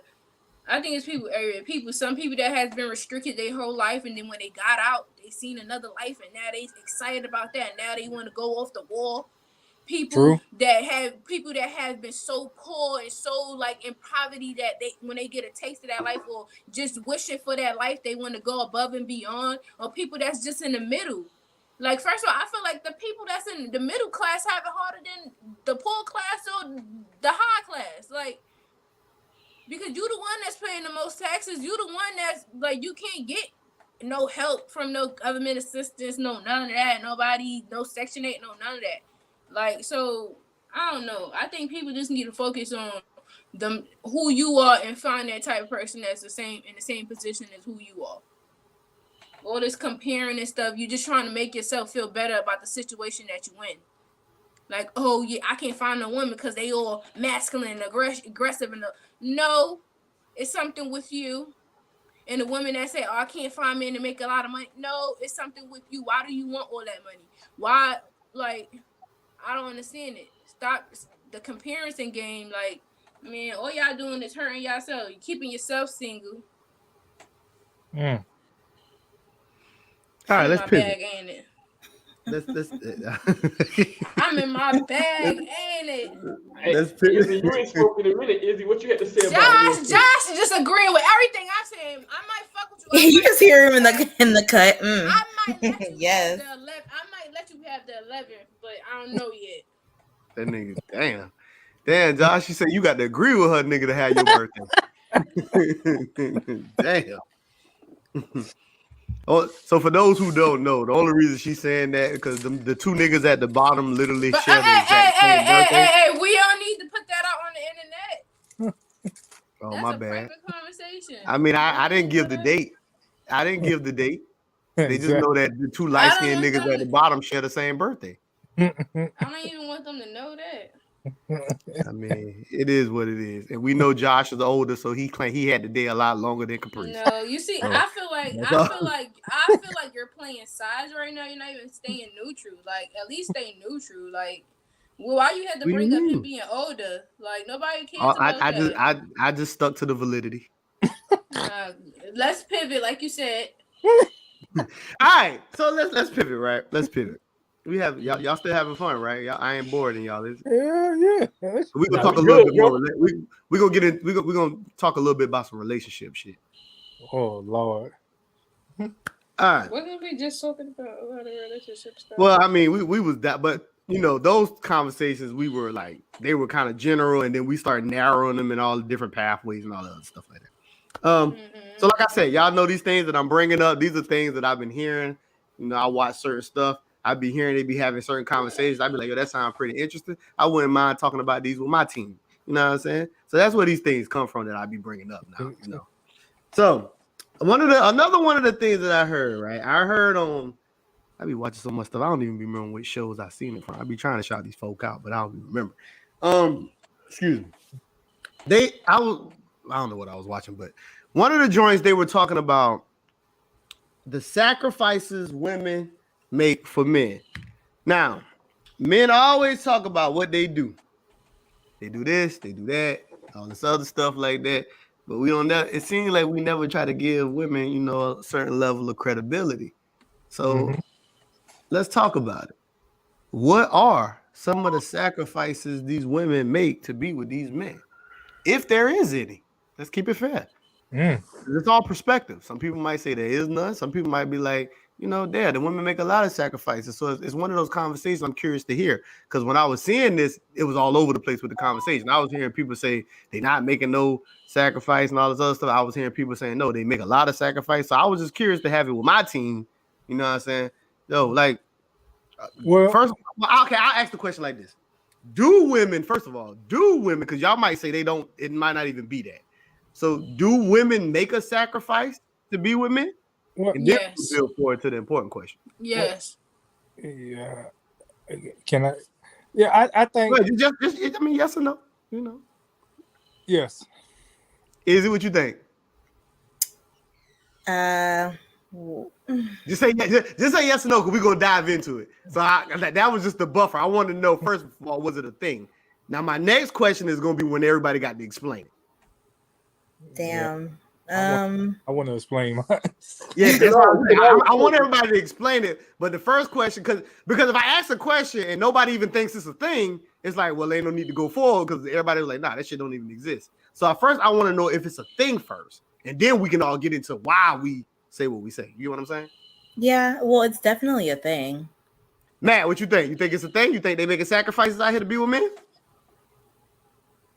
Yes.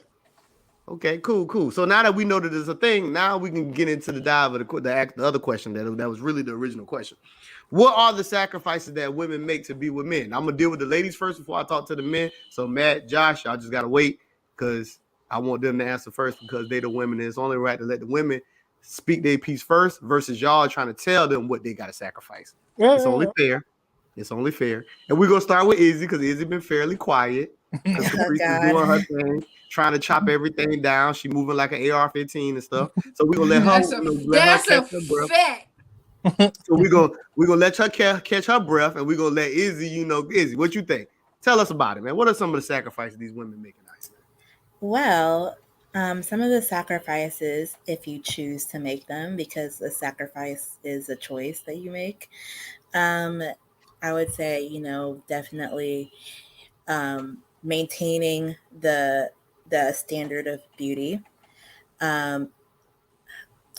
being trusting, being being able to carry and risk your body in childbirth and risk your health and change your body and your mental health for that said baby. What else? Just overall, there's a certain standard, there's a certain archetype of a woman that men don't like to veer too far from, and it's a sacrifice to yourself, especially if you're kind of a little bit further from the scale of that, to maintain that image.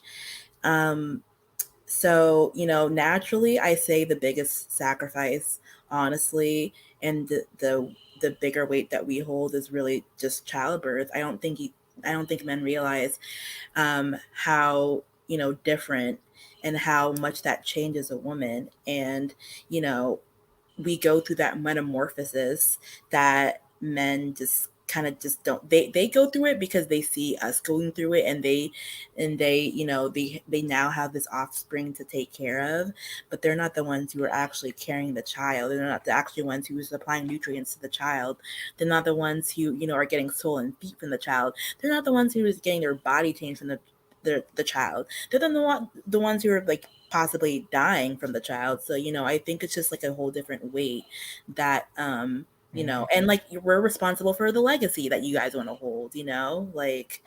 There's just a lot of pressure that goes into that, but I would say that's the biggest sacrifice that really gets underplayed. There's a lot of things too. I mean, for men, they can always make money, but we're not talking about men, we're talking about women. But yeah, this is where I'll end my TED talk at.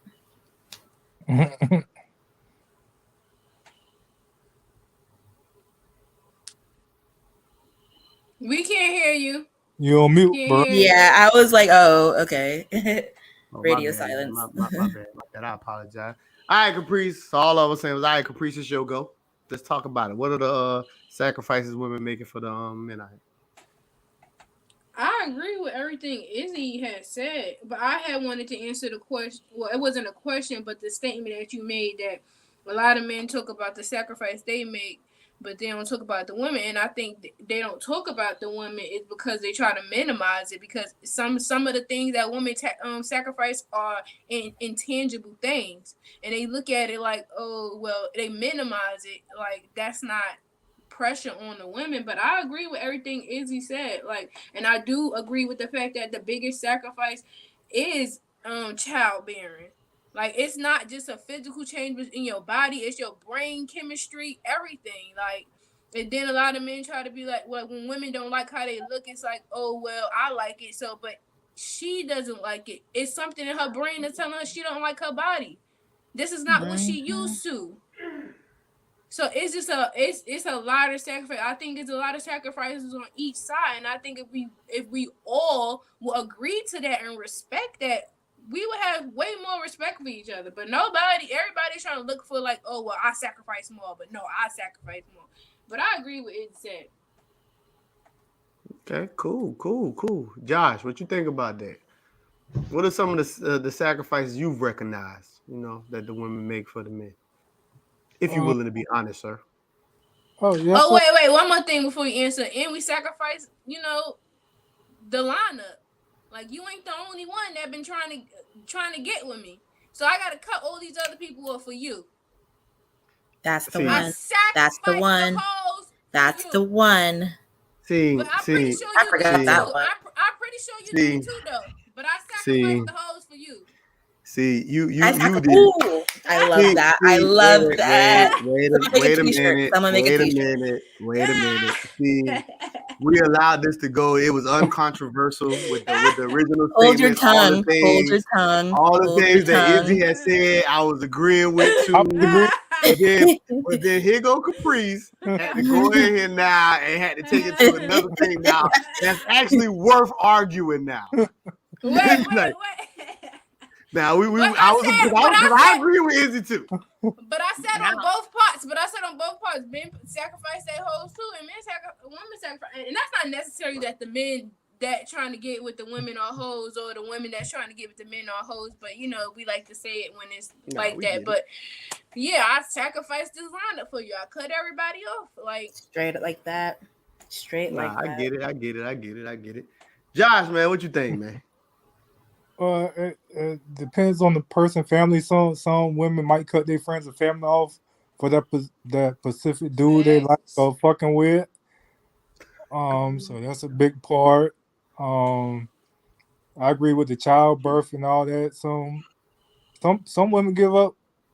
I wouldn't say they. I'm going back on building, like helping the men build. Some people might give up they selfishness. Yeah, their selfishness to help you build and all that shit. So, but I agree with Caprice and Izzy. Childbirth is the main one, and some main one could be cutting off their family and friends for that special guy or girl. Okay. I love the inclusivity. Matt, man, what you think about all this that's being said, man? What are these sacrifices, man, that the women are making? In your eyes, man, what are some of the sacrifices you've seen? I was thinking about how I was going to answer this while everybody was going, and I actually can't even think of no sacrifices that women make. So I'm going to have to change my answer to they don't. They don't make sacrifices. Now that I actually think about it, I couldn't think of nothing because. Can we mute his mic, please? That is ridiculous. First of all, you need to come on camera for saying something like that. Like, nah, I can't.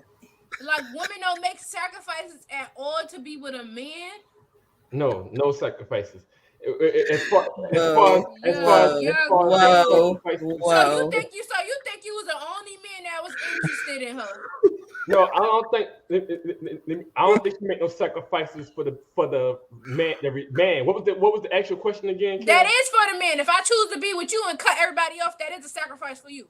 No, because you're doing it self-serving. You're getting with that man because you're benefiting from being with that person.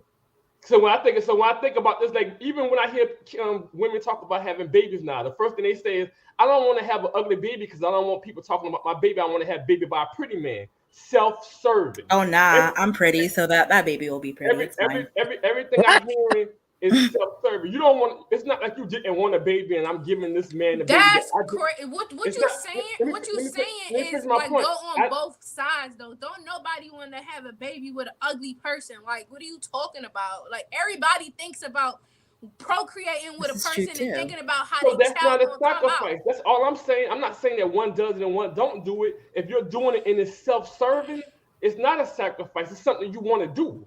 What are they doing that they naturally don't want to do because they have a guy there?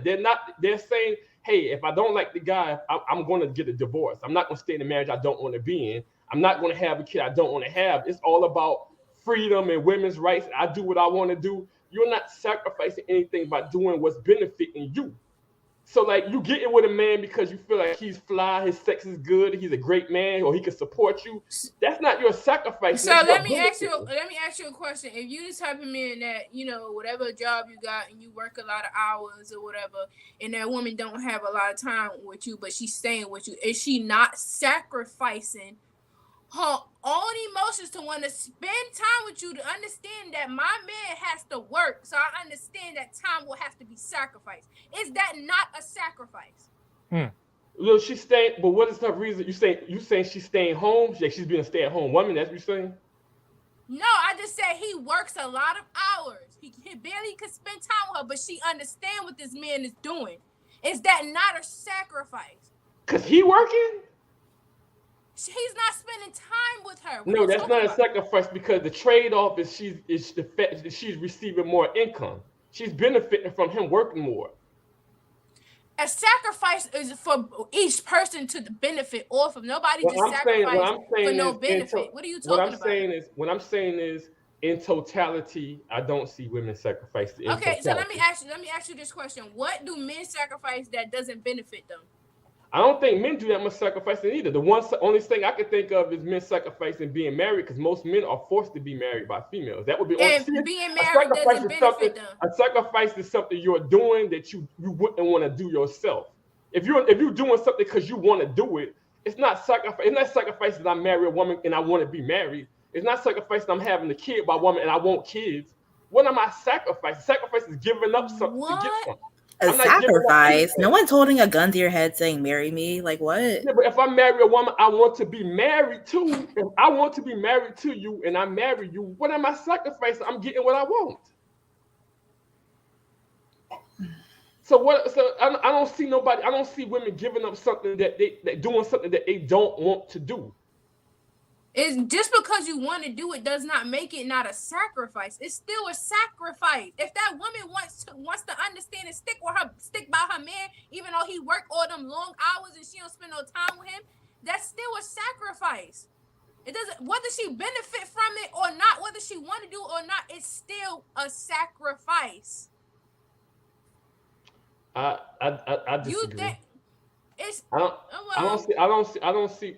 And then for you to say childbearing is not a sacrifice, whether I want to have a child or not, doesn't mean I want to die to have these children. Doesn't mean I want to go into depression to have these children. Doesn't mean I want to. But you hearing these women that have kids saying, "I don't need no man." So she's not sacrificing for the man; she's sacrificing for the child. Because she wants the child, she's risking her life to have the child. She just need a man to do it. She's not sacrificing for him. That's why I'm saying the purpose of him. She's not sacrificing for him. She's sacrificing for herself because she wants the child. Now, if she didn't want a child, and I said, "Hey, I want a child," then that would be, sacrificing for that. Bro. Okay.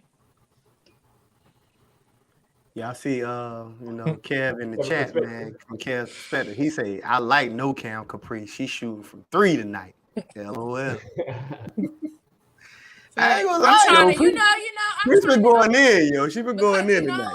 Because you know what? all these other shows, I've been trying to, be cordial and let people get out what they saying. But man, it's getting too far with like these red pill talking points and people talking out the side of their neck and stuff. And I don't give a damn if I come across masculine or aggressive or whatever. Nigga, it's time to put people in a lane. Stop stepping out your lane.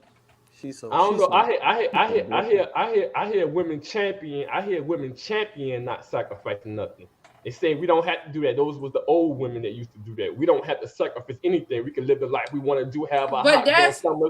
They're not sacrificing nothing. They champion not sacrificing nothing. Man, that's delusion talking. Because even women that have hot girl summer, they are sacrificing. They're sacrificing their bodies. They are. They're not sacrificing. That's what. All right. Yes, you are. If you having sex with multiple men, you're sacrificing your body. What are you talking about? Hey, I wanted to be on Humble Beginnings tonight. Am I sacrificing something? No, I want to be here. I'm not I could have been studying or something, but I want to be here. Please look up the word. Please look up the word sacrifice. I'm looking it up right now, honestly. Whether you want to do it or not, it's still a sacrifice. Just because I want to have a hot girl summer does not mean I'm not sacrificing my body. So you want the definition? The definition says the surrender or destruction of something prized or desirable for the sake of something considered as having a higher or more pressing claim. Exactly. That doesn't mean that's what you want to do or not. That just means the act of doing it. You're sacrificing something to get something else in return. Yeah, but if you want to have a kid, if you want to have a child, that wouldn't be a good example, because if you want to have a child, you're not giving up something desired. You're actually getting something desired. So you're not sacrificing that desire. Your body's desired. Like what? Your body. You liked how your body looked before you had a baby. What are you talking about? You're giving up your image. You assuming that every woman is looking at that as a sacrifice. Every woman don't look at, damn, I'm giving up my body to have this baby. Shit, every woman don't look at that. It don't matter if they look at it like that. It's still a sacrifice. No, because the desire component wouldn't be there. But you honing on somebody recognizing the sacrifice, wanting to do the sacrifice, none of that matters. It's still a sacrifice within itself. You having a child is a sacrifice. Just because I wanted to have a child don't mean I wanted to have postpartum depression, or I wanted to have high blood pressure. Now we moving the goalposts. Now we moving the goalposts, because I keep saying you're not. I keep saying we're not sacrificing based on demand. Demand. I'm not saying you're not sacrificing. I keep saying based on demand. You're sacrificing for you. You're sacrificing for your baby. Yeah, you're sacrificing those things. But you're not sacrificing those things for the benefit of the relationship. That's what I'm saying. If the man want to have it, that's only predicated to if it's just the woman that want to have a baby. The original question is based on the man. If it's the man that wants to have a child too, or depending on some men want to have, some women only want to have one kid, but the man be talking about, I want to have 2, 3 more. Yeah, so that's sacrifice. So if she wants to have one kid, that he wants 2 or 3, I would then say, yeah, she's sacrificing because she didn't want to do it for the man. But if she wants to have a kid for herself, and he gives her a kid, she wanted to do it for herself. But that's not what we talking about. We're not talking about it from one-sided. We're talking about within a relationship. Do women sacrifice for their men? That's what we're talking about. We're not talking about single women. I agree, but if she's doing it for the benefit of something that she wants, it's not sacrificing on the behalf of the other person. It's something that if she have to give up something to get something, it's still a sacrifice. Yeah, but not for him. I'm agreeing with it as a sacrifice. Yeah, it's a sacrifice for her, for what she wants. It's not a sacrifice for me if she wants to do it. If she in a relationship and this man say, "Oh, I think it's best for you to stay home," it's more easier for you to stay home. Yes. That's just, but we talking about within a relationship. We're not talking about single women. But every woman ain't in that scenario. Every woman ain't in a scenario where she don't want to stay home, and the guy say, "I want you to stay home," and she stays home. That's not an everyday thing.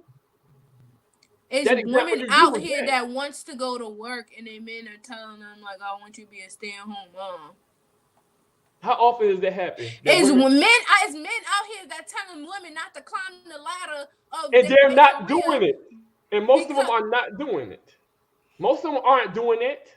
So I've been this woman said that women have sacrificed the bag. That's why they chasing it now. And sacrificing Sacrificing having the a man. man dead. Exactly. They're actually sacrificing the man to live their hot girl summer to chase the bed. They're not sacrificing for a man. They're actually sacrificing the man. That's why they're not getting married now. That's why there's not She that many said, relationships now. especially when she knows she can make more. When she knows Exactly. she can make more. I agree with that. They're actually sacrificing the man. They're not sacrificing for no men today. I don't see that happening in mass. we didn't say about it happening. See, you just go or add more stuff to the Yeah, he conversation. asked the general we question. in a The question is a general relationship. question. The question isn't We is just it said anyone in period. sacrificing? The We just question said is period. Do women sacrifice in relationship? yes. Then Now, when you if say you women, wanted that's a to, general. When you say women, that's a general. When you say do women, that's a general statement. It's not like I know there's some women out there that relationships, sacrifice. But in overall, I think most women relationships, today are selfish and they're doing things for their own we benefit. all are selfish. You know, then you're not sacrificing. Even if the man is only doing things for his benefit, you're not sacrificing. You're doing what the hell you want to do. You're not sacrificing for the benefit of the other person, is what I'm saying. Bro. I can't. That's how you think. That's how you think. I can't. I'm not in the business of changing nobody mentality. Yeah, because that's like, hey, Kev, I wanna do appraisal work. I wanna make 6 figures. So I'm gonna tell them, God damn, man, I sure sacrifice the shit to get this job, man. No, I want to do that. That's what I'm going for. I want to have an importance. I'm aiming for that. If you have two people in a household and y'all have children and this man decides to have a job that takes him away from the house a lot of hours, she is sacrificing her own personal time that it shouldn't be on the mother to spend that to do your part as well because you're working so many hours. That's a sacrifice because she understands your vision. She understands where it's going. That's a sacrifice, whether it's for her benefit or not. Still, nobody wants to be spending all of their time with the children because they have to. Yeah, because the man is working all these hours. Yeah, if she didn't want to do that and she didn't met him while he was doing it, like if she met him, he was only working 8 hours, and then he came up with, hey, I want to be working 16 hours. Now that would be a sacrifice. But if he's working the same amount of hours before, if he was already working 16 hours and she came into that, she wouldn't be sacrificing because that's something he was already doing.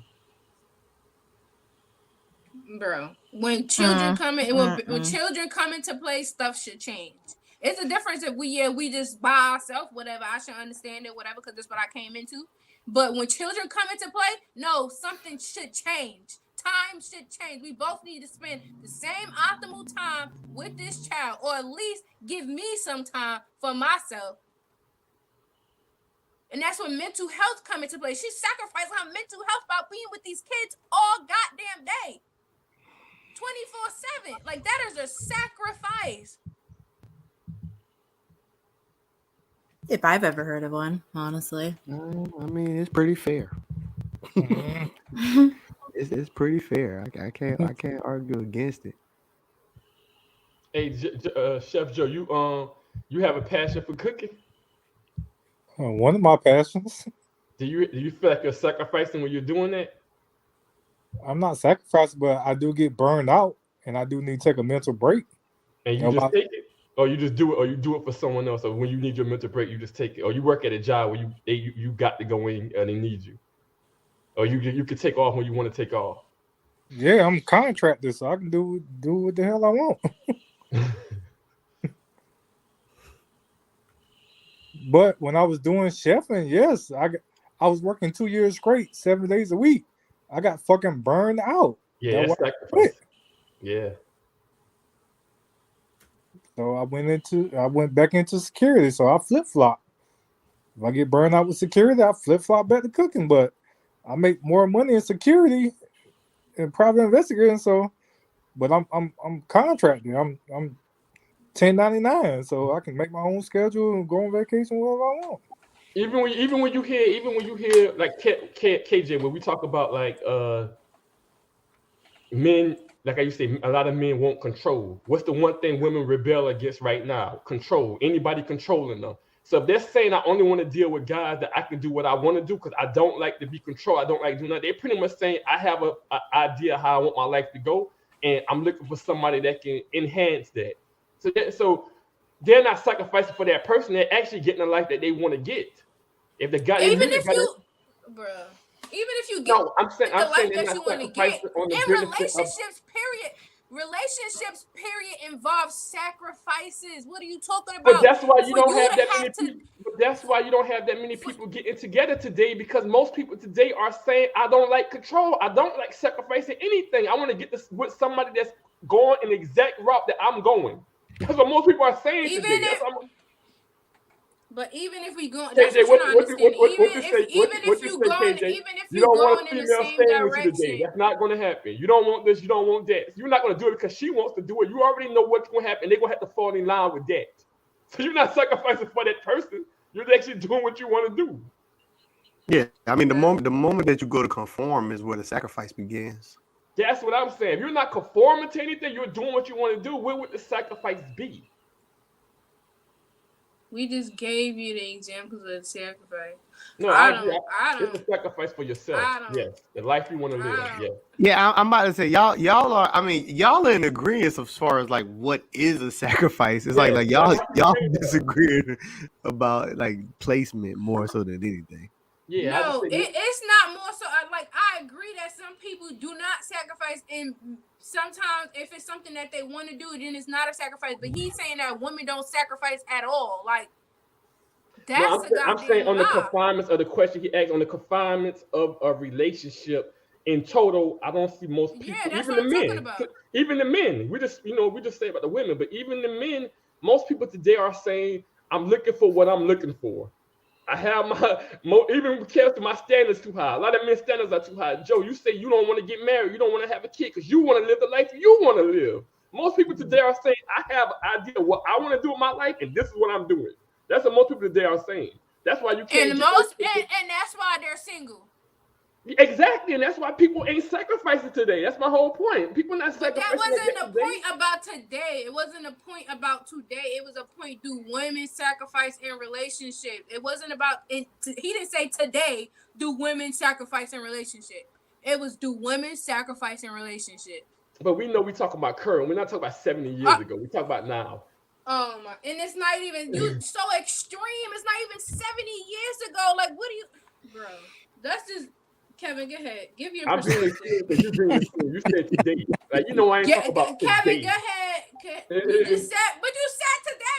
How you not talking about today, but you said today? Today means this current time frame that we living in. That's what today means. It don't mean today, the 17th of September, of whatever is September. Kevin, just go ahead. Just go ahead. All right. So, since we're talking about sacrifice, this is also one of the things that I heard, and it kind of piggybacks off this concept of sacrifice. Is any one side more important than the other in a relationship? And I'm asking this question because I've heard on panels people had this conversation, and they be like, "Yo, the man position, the man, he's more important. He's more the trophy or whatever may have you." And then I hear people say like the women are more important. So my question for the gang is any one side, and this is both sides, so we'll address both sides, is any one side more important within the relationship? What y'all think about that? You say no, Caprice? I would say no. I would say based on intangibles. I would say if it comes to leading, I would say men. I would say if it comes to legacy, you need a woman to have a child. I would then say the woman, the nurturing. Like, I think it's based on the intangibles that you're looking for. People are more important in certain aspects. But I would say both people are equally important in the relationship. Okay. But I think a man can definitely lead the direction of where that relationship is going. That's that aspect. But what about the men that want to be led by women? Because there are men that don't want to have the leadership role. It's too much pressure for them. And that type of relationship works out. Is the woman that's a leader and a man that's more of the passive. Yeah, that happens. Y'all make it like so many men want to be leaders. No, they don't. They do not want to do that. They don't want to have that pressure. Or so many men want to go get to the bag. No, they don't. They are fine with they at with their $42,000. I bet you. They are Yeah, I mean, fine. right. They Damn. are fine. I mean, she ain't lying. I mean, if I keep it He said on fuck you, 42. she ain't lying. I mean, she Yeah. got it on point. Yo, she's speaking some They real valid are shit. fine, and they're stepping out of their lane by trying to say, "Oh, maybe I need to go get more money to get this type of woman." Now you're really sacrificing because you're doing something that you really don't want to do to get this type of woman. Now you're really sacrificing. Like, no, most men don't want this shit. Y'all crazy. Y'all trying to force this leadership role on men. They really don't want this most shit. people, They fine where they at. most men do want it. Most men just ain't gonna put the No, work they in to don't. get it. There's a difference No, between they wanting don't. it and not putting the work in to get it. No, they don't. If you are a leader, you are a leader. It don't have nothing to do with money. Well, no. But wait. You right, Caprice. But Matt point was valid too. He said they want it, but they're not doing the proper work to get it, which is true. Like a lot of people have the ideas and they want it, but they are actually not trying to get it. Now that's not actually going against your point though, Caprice. Though, like no, what you're saying is valid. But what Matt said is true too, and it's not actually attacking your point though. What y'all both saying are true though. Like some people can't get out their comfort zone. Like they so used to doing that in their comfort zone, they too damn scared to get out, trying new things. Exactly. I agree. Hey, I got a question to the panel, and it's a quick answer. You can't remember me. We talked about like living together, right? And we say certain things that's small about living together before you marry. I mean, not living together, being married before you live together. And we were saying certain things may be small to other people, but maybe big to the person living in that house. You know what I'm talking about? So let me ask the panel, what's something like, and this is just a quick answer. This ain't got to be no deep dive. I just want to hear people's thoughts on it. What's something small that you hate that other people may consider? I mean, what's something big in a relationship that you hate that's like a pet peeve that other people may consider small? Like, what's something that you staying with a guy, you staying with a woman that you just can't have, but it may be considered small to other people? You're on mute, AJ. If you're talking, you're on mute. You're on mute. I don't want to derail it. Chef Joe, you know this person right here in the chat. I think this person might know you. They look like they know you. They go by balls. Balls. Yeah. Because the first thing they posted. I mean, I don't know where they're going, but the second one they posted, they say, "Yo, Joe, the ball ass head ass boy be vibing." You know, you might must be know this person because it sounds like somebody who might know you or something. Not saying to do. I'm just asking because it just looked like it. No, I don't know the person. Oh, okay, I was just asking. My bad, Matt. I was just asking because I was like, yeah, that just looked kind of weird. Because the first post they put up, it didn't even make sense. So I was like, I don't know what that means. Hell no. I kind of agree with it, but I don't understand where we was going. My bad, Matt. Pose your question one more time, Matt. My apologies. I would just say, in the confinements of staying with somebody, what's the pet peeve that everyone has that's big to you, but may be considered small to other people? Like, what's something you can't live with if somebody's living with you, a significant other that, you know, if you don't have anything, that's cool. If you can't think of nothing, I just wanted to hear like people's thoughts of it. It could be something like leaving their socks on the floor, just something that's like big to you, but like could be considered small to other people. That's just a pet peeve for you individually. Anybody Josh, can jump in. Well, Caprice go first. She sounds like she ready. Alright, I would say I don't like constant noise. I understand I have children and this other person might have children, and it's fine for some time of the day, but constant all day, I cannot deal. It fucks with my brain. I can't deal with the constant noise. I can't do it. Would you normally get that from like the person you're in a relationship with? Because that sounds like something you just get more so from kids. Yeah, unless he like the playful type that like the, our kids gonna be doing this and he around playing with them too. Like, bro, calm this shit down. You So don't that's That's even like cool. right. So that would be like watching a football game, screaming and stuff. Would that be something that you would say like you can't take? Well, not really, because you only scream at certain points. But if you just constant in there, like, yo, yeah, like, bro, it's not even that serious. Like, the noise is crazy to me. Like, I think one of the most beautifulest things is making a bunch of noise while you playing around the house with the kids. and then I don't know, and I don't like constant mess. Like, bro, like, they could play for a while, whatever, but at some point, let's clean this up. I can't be around clutter. I can't do it. I can't do it. I cannot do it. Let's clean this shit up. Like, bruh, Real talk. no. I would I say can't I I would give can't be around clutter. my fault. I would give an example, and this might be I'm admitting this may be a flaw of mine, and may come from not getting enough hugs as a child or something.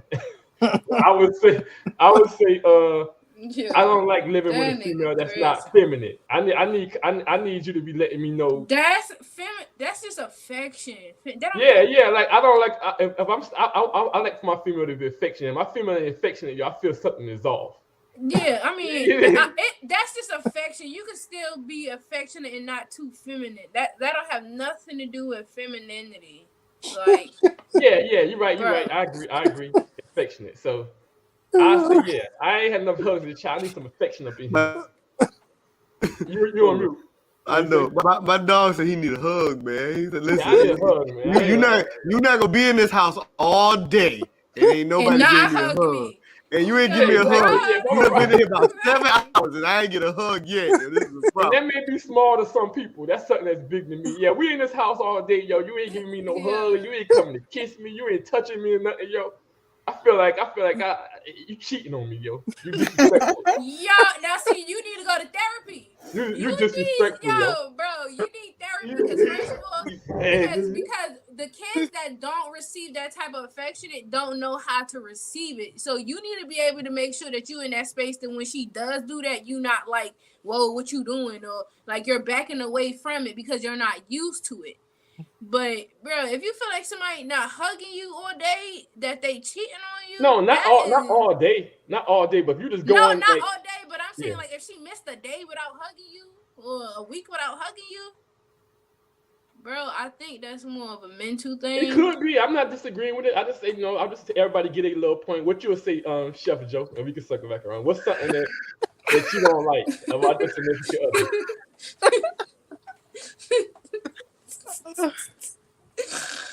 Yes. Those my thoughts, man. I Hey, got y'all bugging on that one. nah, I mean that's some real shit though. I ain't laughing at the It, No, situation. I agree. Even if you was laughing, I fuck with listen, you. I don't know why it's that funny to me. That shit got me crying. Yeah, cause I I mean don't it's know not why it's that funny, but it's it's not like a I'm problem. like, Get damn, what you yo, want, but cause it's it's like I like understand it. I was like, damn, but that man just need a yeah. hug. Yeah, I need a hug, man. Damn. I definitely Man, understand it because the way your voice is I definitely somebody hug that man, please. That man just Yeah. need a hug, man. Please Oh, give look that at man look, a hey, hug. look, He hey, just look need a at look, hug, look, look at man. your hey, look at Chelsea in the chat, yo. Hey, Kim, look at Chelsea in the chat. I swear Chelsea jump up. Chelsea said that's sad. That doesn't need a hug, man. Chelsea said sad. You need a hug. I ain't that bad. So, man, I mean, Shit. That's it just is. funny, yo. That shit What's brought something tears for to my you eyes. though that's small that you Oh can't boy. deal with a pet peeve that may be small to others but big to you. Um,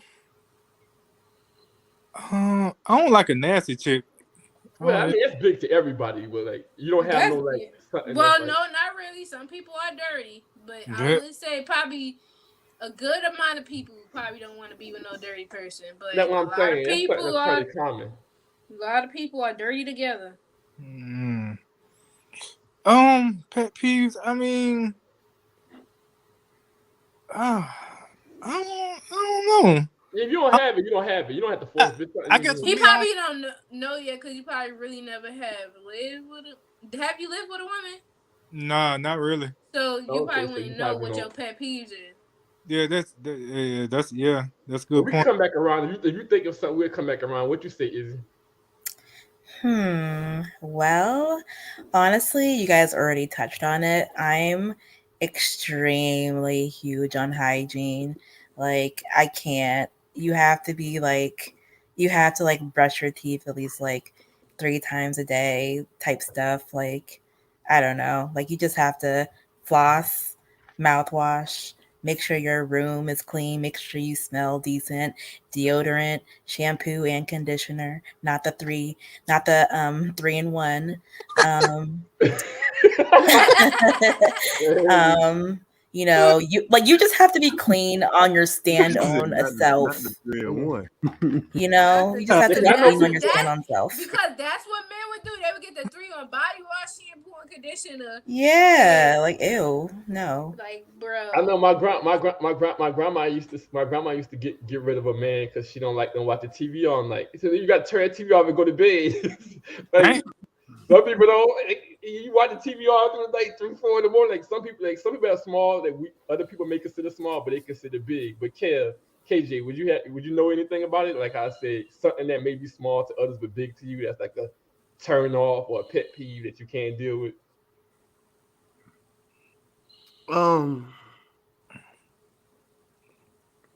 My pet peeve always just came into the area of like responsibilities. Like, see, when I was married, I allowed my wife not to work. And one of the things that used to bother me was like, yo, like washing clothes and doing all this other stuff like that. Like, you ain't doing shit all day with your motherfucking time. Like, I don't understand why these things can't get done. Like, what the fuck else you got to do? Like the being like super family oriented was like you always would run off to like your family house, your mom, your parents' house, but you got responsibilities at the house. My thing is always just around responsibilities. I think that if you come together with somebody, we discuss, you know what I'm saying, your roles within the house and you simply tend to the roles. Because I think that's the same thing even when it comes to like my kids. My thing is no, you do your job. Like your job is your grades and your chores. So it's like my pet peeve is when a nigga just don't do their motherfucking job. Like it's just that simple. Like once it's established, like you do your job. As long as you do what your job is, then I don't typically have a problem. But that's all it is with me. Just people not doing their job. I think it is. I think it is probably small little things that you probably don't recognize that you might have a problem with somebody living with you. There's no way that it just comes to just your duty and your job within a marriage. It's small things with living with a person that it just might be. I mean, I didn't say it wasn't. But that's what he's talking about. No. But when he still asked the question. I still answered the question though. Like if you looking for me to dive into something more deeper or more small on the surface level, that's not that. I have to answer the question how the question was posed to me. He said pet peeve. My pet peeve is when niggas don't do their motherfucking job. I also said something that is big to you but maybe small to others. Because I understand. But that doesn't change. That still doesn't change the answer though. No, I agree with you. That doesn't change it. Just because you had that context doesn't change it. You're still talking about my pet peeve because my pet peeve will be my pet peeve. So my answer would be what annoys me, what bothers me. So I'm answering the question. It would be when a person doesn't do their job. Now, I'm not disagreeing with what Capri said. It could be other things, but I'm addressing what the number one thing I know, and that's when a person doesn't do their job. So I'm still answering the question.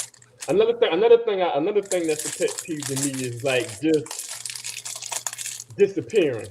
Like we in the house chilling, you know what I'm saying? I go to the restroom, I come out and you just gone. Like you don't just say, hey, I'm gonna be back, I'm gonna run to the store right quick or something. Like when people just up and just bounce and you just disappear. Like it's like Hey, boy, so you mean to tell me So you mean to tell me I got wait, let me do it. Wait. You mean to tell me you need a hug and you got abandonment issues? Yeah, I got abandonment issues, yo. Hey, you got to deal with about some. You need before you get in a relationship. That ain't no big one though. That ain't no big one. You need to go to therapy. You need to go to therapy for real, bro. I may need some therapy, man.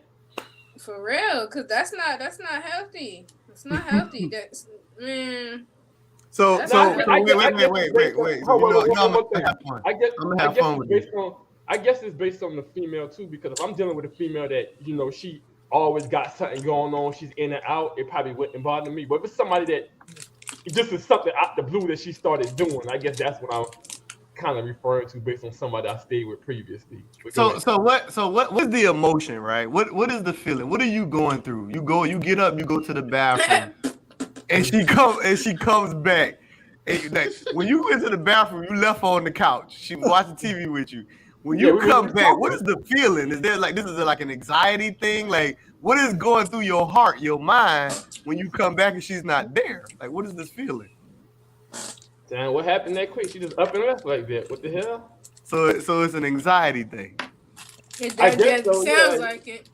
Yeah, like it's more like how Caprice made the statement earlier about calling the police. Is more so you got something going on, you can't tell me. It's like you just up and bounce like that. It's more so thinking that could be a situation that something's going on that I don't know about. But what if she like went outside to grab something out the car? No, that's different. I'm saying left. Oh, you mean like she left the house completely? And never came back. And then she was gone. Oh, I'm about to say, God damn, boy, that's crazy. That's tough. No, exactly. Okay. Okay. Yeah, okay. Exactly. Like say example, if we used to sleeping in on Saturday mornings, right? Like we go to like Friday night, we used to sleep in on Saturday mornings. Then like 2 Saturdays straight, I wake up and she just gone.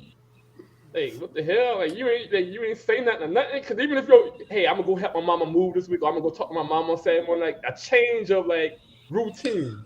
Bro, you are controlling, and you like. I ain't trying to control you. Let a nigga know. Yes, you are. Cause she gotta check in with you. Whatever she doing, something out of the schedule and all that. She gotta tell you that. Oh, I gotta go help my mama. Like, no, I said a regular thing. I said a regular thing, not just one time.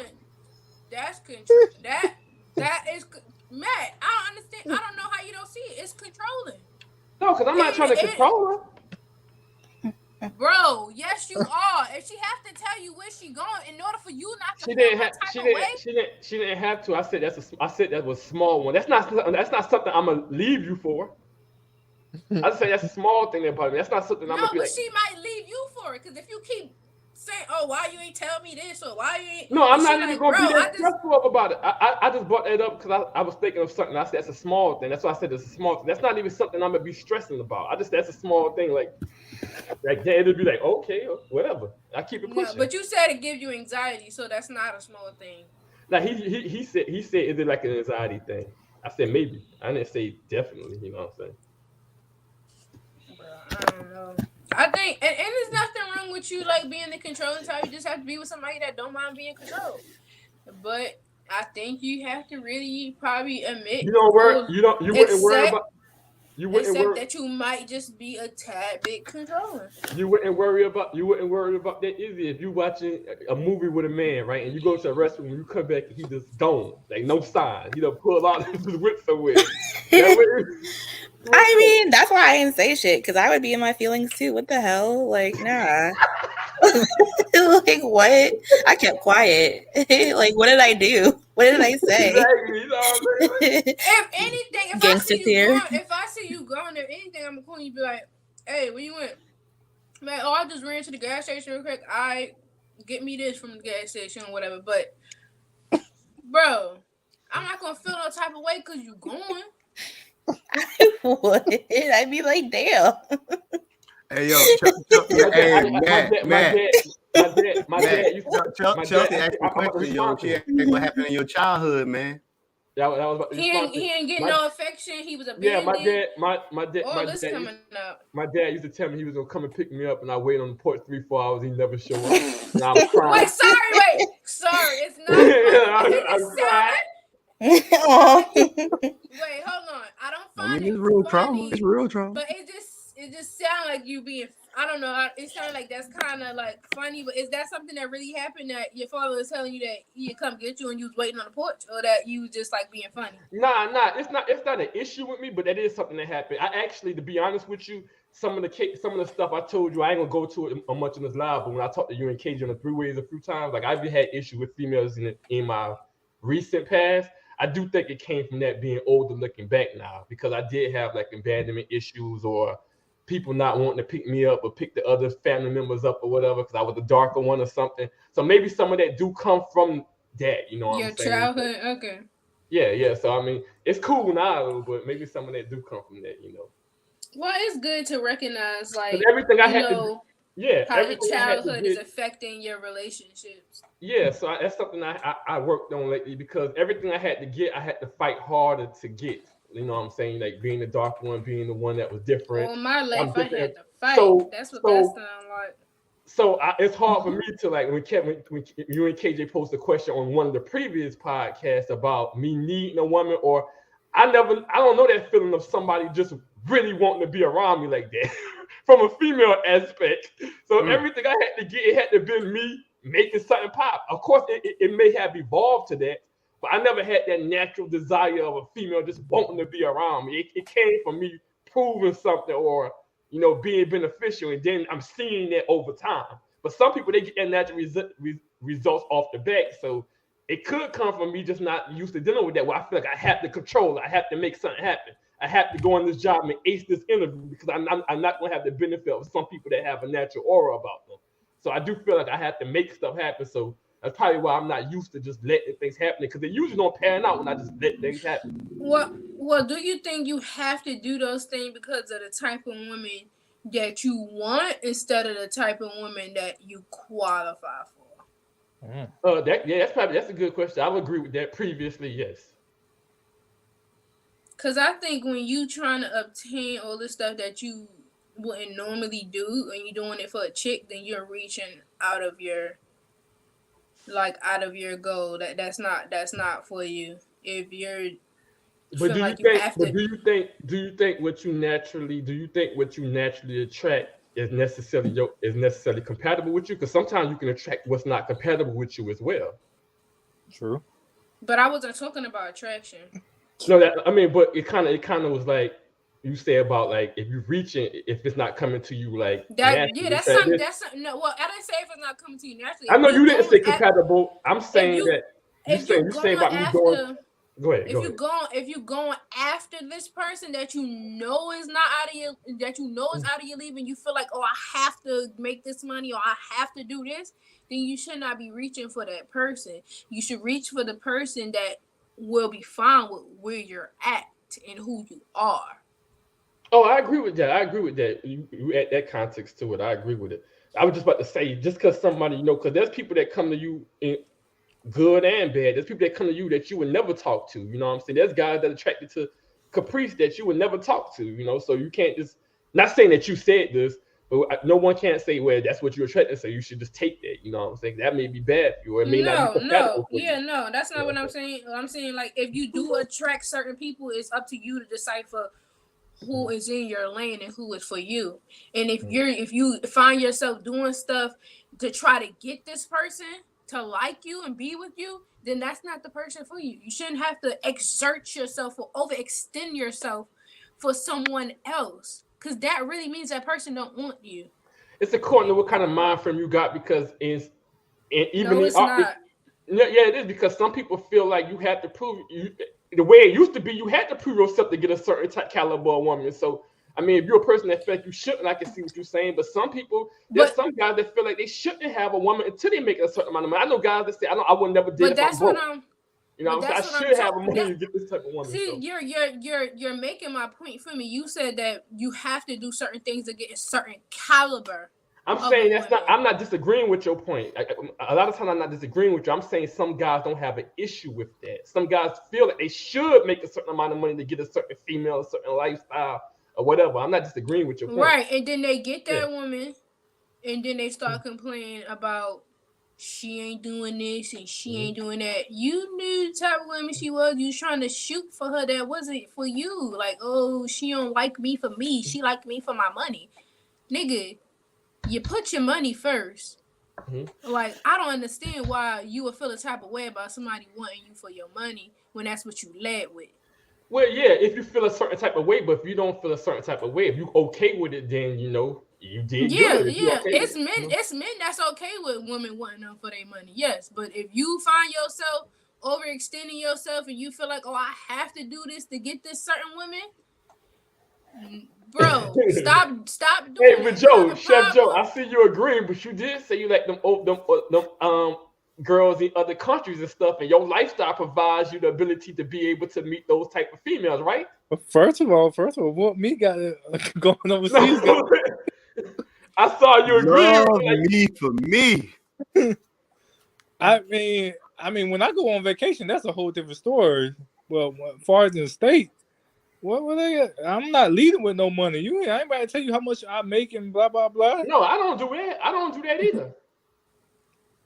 I mean, I like KJ said, I want you to love me for me, God damn it. But But you can be tied up into your money too. And me and KJ had that previous conversation before with your other boy.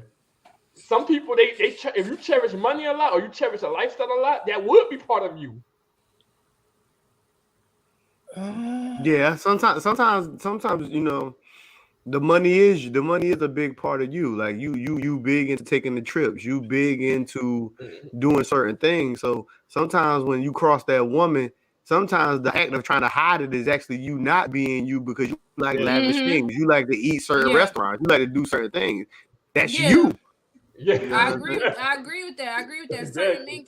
Certain men can't really hide their lifestyle or the perception of how much money they got because how they move and where they go and all that. I said the overextension. If you're overextending yourself, this is not you. You're going broke for being on this date. This hurts you to Yeah, I spend agree. this type of money, Mhm. or you find yourself single for years because you're trying to get to this bag to get this certain type of woman, bro. Just hang it up. That's not for you. It's not for you. It's not for you. Just I think I'm single because I don't know how to love. I'm like Matt. Like Matt got like abandonment issue. I don't know how to love. So Had a lot of chicks trying to steal your heart. man, yeah, and that's why y'all black men need to go to therapy because How to no, love. I talk to a therapist. No, don't get me wrong. yeah, Talk to a therapist, but that's good. That's good. I yeah, mean, and it's good to know when you identify the problem. That's the first step of trying to fix it. yeah. I don't know how to love. Like women, I just don't know how to love. Like no woman made me fall in love. Like after my grandma passed, and I love a chick that I wasn't even going with. And I think that would turn me off, literally. Is it the case you don't know how to love, or it makes you uncomfortable to love? I don't know how to love. I would say this too, though. I don't know because That's been my issue too, It's though. believable because that's an argument I always make with people that a lot of people don't know what these things look like. Yeah, Exactly, yes. yeah. They don't know what they In my look like. opinion, Like and that's we begin to assume that because you associate love in these certain ways and you express in a certain way that people should just know. But there are a lot of people from their upbringings, they don't know what it looks like. Really, they really don't. Mm-hmm. and that's been my and I think that's part of my thing too, Caprice. And Chef Joe just made a good point. I don't fall for that many females, even though I talk about this abandoned stuff and that. Most females, I'm not attracted to. I don't fall for them, but when I do fall, because I'm not attracted to it, I emphasize, like, I put them on a pedestal because it's hard for me to find a female that I do like. So once I do find a female I do like, I'm like, damn, somebody I fuck with, I got to have you, and it may come off as desperate and scare that person. So since we having these, I like this. I like this. I like Yeah, this. we I about like to get this. deep now, baby. Yeah. Ooh, I like this. I like how this is doing. So since we confessing, we doing this. What you got? One of my biggest. We gonna do it. We got to do it. One of my biggest problems, and people might have heard me speak to it before, but I probably never really dive into it. One of my biggest fears, and this maybe comes from the type of people like my mom, my dad. Like I come up around a lot of strong people, right? Like personalities, the way that they talk, they're very straightforward, abrupt. They do these things. I have a great fear of the concept of vulnerability. I don't know how to honestly open up to a person, like in a vulnerable state. You get what I'm saying? Like most people know I'm a big talker. Like I talk a lot. I don't have a problem saying what I need to say and talking a lot of that. But if we try to get intricately like that deep to like my core, I have a problem. I have a really problem with that. Like I have a like it.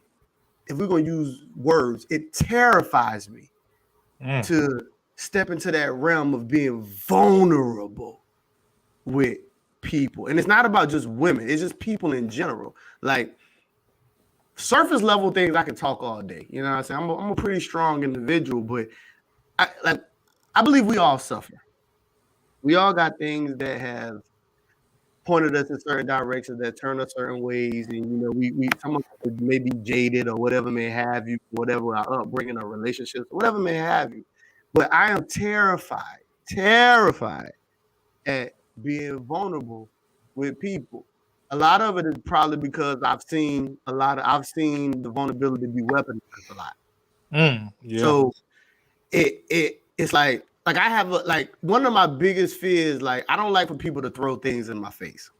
That's another reason why I try to beat people to the punch and I try to be upfront with a lot of things, because I don't like to give you the opportunity to throw nothing in my face. So if I hit you with it before you could do it, you can't throw shit in my face, nigga, because I already addressed it. You get what I'm saying? So the moment that I believe that when you fall into a place where somebody could throw something, like, because I believe in helping people, right? Like I believe in giving. But the moment I believe that if you're gonna give, you give from your heart. But if somebody go to give and they're helping you, then the moment they go throw it in your face, I'm one of them people. If you do that to me, I hate that. I'm cutting you. Like I'm gonna tell you the truth. Like yo, like if you throw some shit in my face, my dude, like from helping, I gotta keep it a buck. I'm writing you off completely. And this might be a bad thing, this might be a flaw, but the moment a motherfucker throw it in my face, I'm sorry, I'm not that strong yet. I'm writing you off completely. It bothers me to my core, that level of vulnerability that you threw it at me. Like, if you're gonna do it, my nigga. But if you gonna utilize it or weaponize it against me, I gotta walk away from it. Like, nah, fuck that. We good. We got nothing no more. Like, that's just me. Like, I just can't build like that. And I guess it's because it's something I would never do. Because like I always tell people, I do believe in the golden rule. I believe you treat others how you want to be treated. So because I would never do or act like that, that's why it bothers me so much internally to see someone do that. You get what I'm saying? Yeah, so that's a fact. That fear I have is like that. Open it up, man. It's a scary concept to me, because my fear is like, what you gonna do with what you get? Like, what you gonna do with the information that I bestow upon you? How would you use it? Would you actually console me? Would you actually be like, oh, okay, I understand? And would you try to console me? Or would you be like, nah, nigga, damn, you had that moment, you weak, nigga. Like, I don't know what you would do with it. My fear is what you would do with it, because that's what vulnerability is, that openness to attack or harm or danger. I'm not saying that you gonna do something wrong with it, but my fear is the vulnerability. My fear is what the fuck you will do with it. I don't want to take the gamble. But it's something I've noticed for many years now that I have. Like, yo, I'm just afraid of that. Yeah, I love hard. I don't love often, but when I do love, I love hard. And you know, that's the thing I got to work on. I got to let it develop over time. Like if I fuck with you, I fuck with you. You know what I'm saying? The long way. I don't give a fuck. Nigga. We ride or die together. But when you give that to some people and they're not used to that, they're actually, turn on you. Or it actually scared them. And some people not used to somebody that just really fuck them, like I fuck with you to the end. That scares a lot of people. Which I think that's why I'm always been one of them people that when I deal with people genuinely based upon who they are. Because, like I said, I don't ever want to be judged by my surroundings or everything like that. So even when I make my connections, like I keep saying, I believe in you treat people how you want to be treated. So when I build and I connect with a person, I don't give a fuck who your mom is, your daddy is, your brother is, your cousin is, your sister. I connect with you as an individual. So when I connect with you as an individual, my relationship is literally predicated upon you. I don't care about how I met you and who I met you through. I rock with people genuinely from how I met you. Matt, you know this. I've always been like this. I don't care what people may say. Because when I met Matt, people used to be like, yo, why you talking to him? That nigga goofy, he a clown. I was like, nah, that nigga dope, man. He cool. You know what I'm saying? Like, that's literally the bill. But I've always been that type of person. I connect with people from who they are. I don't look at you. Matter of fact, remember when you hit me up earlier when we was talking about like the judging people. Like, do you judge people predicated, or when you go to give that judgment upon people, if they want to get to know somebody, do you judge them based upon how other people receive them, or how do you just personally receive them? And like I said earlier, I judge people based upon how I personally receive you. I cannot give you a judgment upon how Josh saw you. You might have did Josh wrong, but if you never did me wrong, I'm not going to give the information about you doing Josh wrong. I'm going to just say, yo, listen, as far as my concern, me and my nigga, we always be cool. He was always straightforward with me. I'm just going to say he was always straight up with me. I'm not going to go into give you the information of he might have did this person wrong. He might have did that. Because like I said earlier, we was having a conversation. There are some people who just treat certain people a certain way. That doesn't mean that's them. They might just not have enough respect for you, my nigga.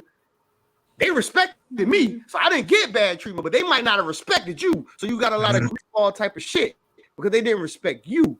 So I just, you know what I'm saying? I just operate within that manner, you know what I'm saying? I mean, I agree with that. I mean, and it makes sense of what you said, knowing you. It makes sense. You all kind of surface with certain conversations. But for me, I don't have a fear of vulnerability. It's not a fear of being vulnerable. It's just the act of really not knowing how to do it because I haven't seen vulnerability.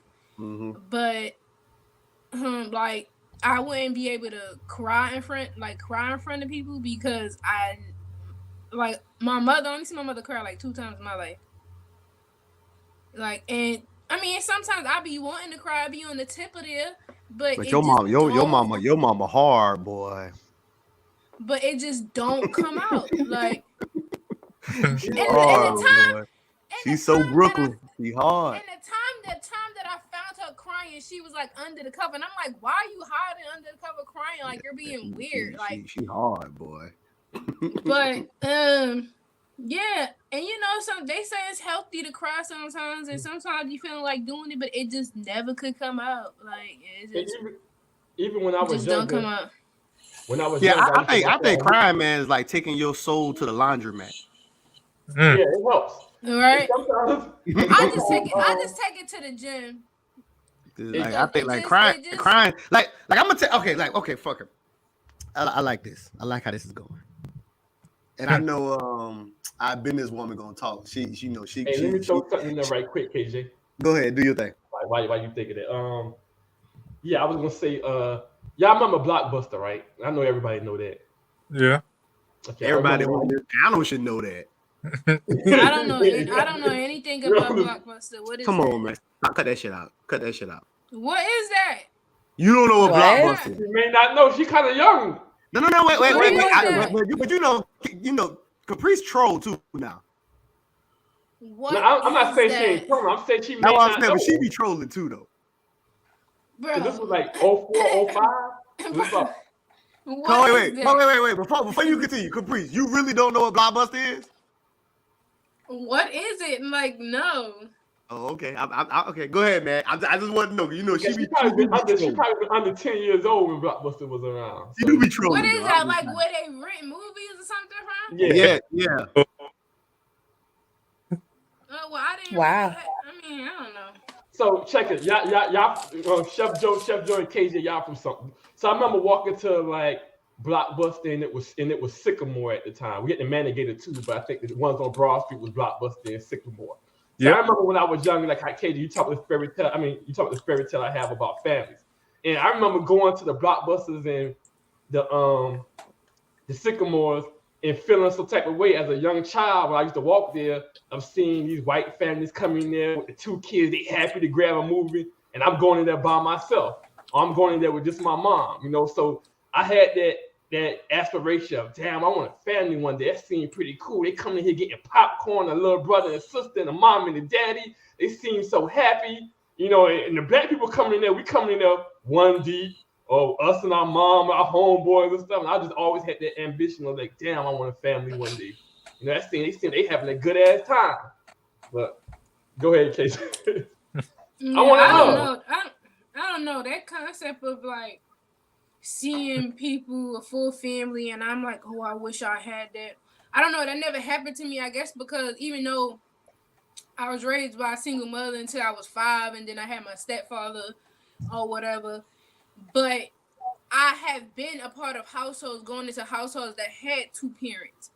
And some of them were good households, and some of them were not so good. So it for me, it was just like I'm never gonna be like wanting something just because of just because of the perception of it, the outside look of it. Because inside, it don't go this way. So I don't know. I never wanted something that I didn't have or whatever. Hey, wait a minute. So y'all know since we doing this confession, Izzy, you gotta open up, Izzy. Izzy, come on, Why? Izzy. Why? Izzy, come on. I was doing so You gotta well tell us just something sitting that here touched letting you, y'all Izzy. talk. Come on, Izzy. I don't necessarily think. Well, for me, this is not opening up. I don't think this opening up for you either. on, Because I don't think Izzy. you have a problem with admitting that you're not vulnerable.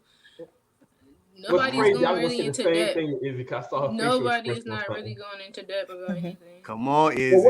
what's something, Izzy? It ain't got to be open up, but what's something that you would say affects you now? That affects you now that may have come from like your child or something. It affects you in a way that you wish you didn't have that. It don't have to be nothing deep or anything, but even if it's like a social skill or a way you love or something like that, what's something you feel like you missed in your childhood that kind of affects you today?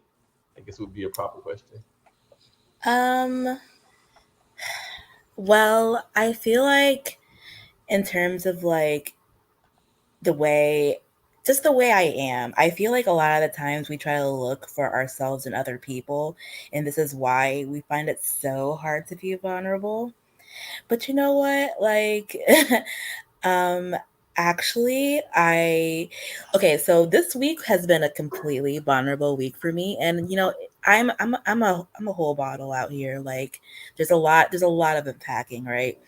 But this week on Monday was like my first day at therapy, and it was interesting. Like, there's a lot of unpacking there. Literally less than 24 hours ago, I had one of my friends come over, and honestly, I was not even expecting this. Like, it was actually crazy. I wasn't even expecting it to go this way. So she got me like this gift. She's always like giving me gifts, which she's just that type of friend. And she wanted to like just like talk to me about things because just things have been like, just life things, right?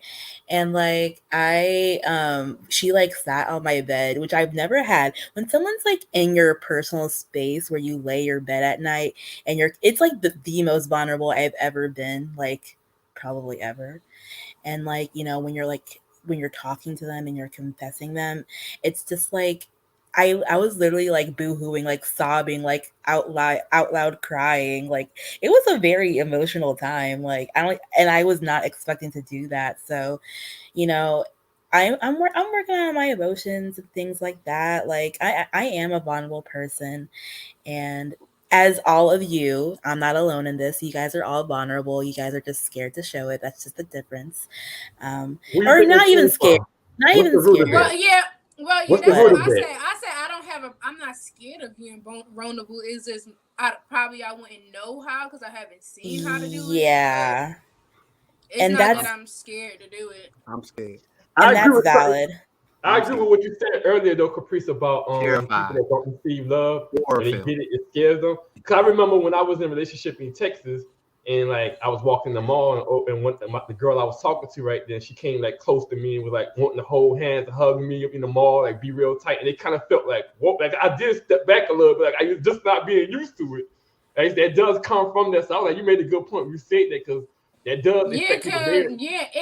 it kind of raises something in my head when I'm like being affectionate with a person and they like being standoffish or like pushing me away. It's like, bro, what you had going on in your childhood? Like, did nobody not hug you? Did nobody not want to be on you? Like, I'm not understanding. This is like a human thing to do. I think a big part of it is just like them not earning that placement for you to even confess things like that to them, honestly. Like, you know, if they haven't earned that right to you, if you haven't naturally like feel comfortable and able to let your guard down around that person or people, then it's gonna be hard. And that's just been the constant thing, like it has been for me, except for that one person I was just discussing.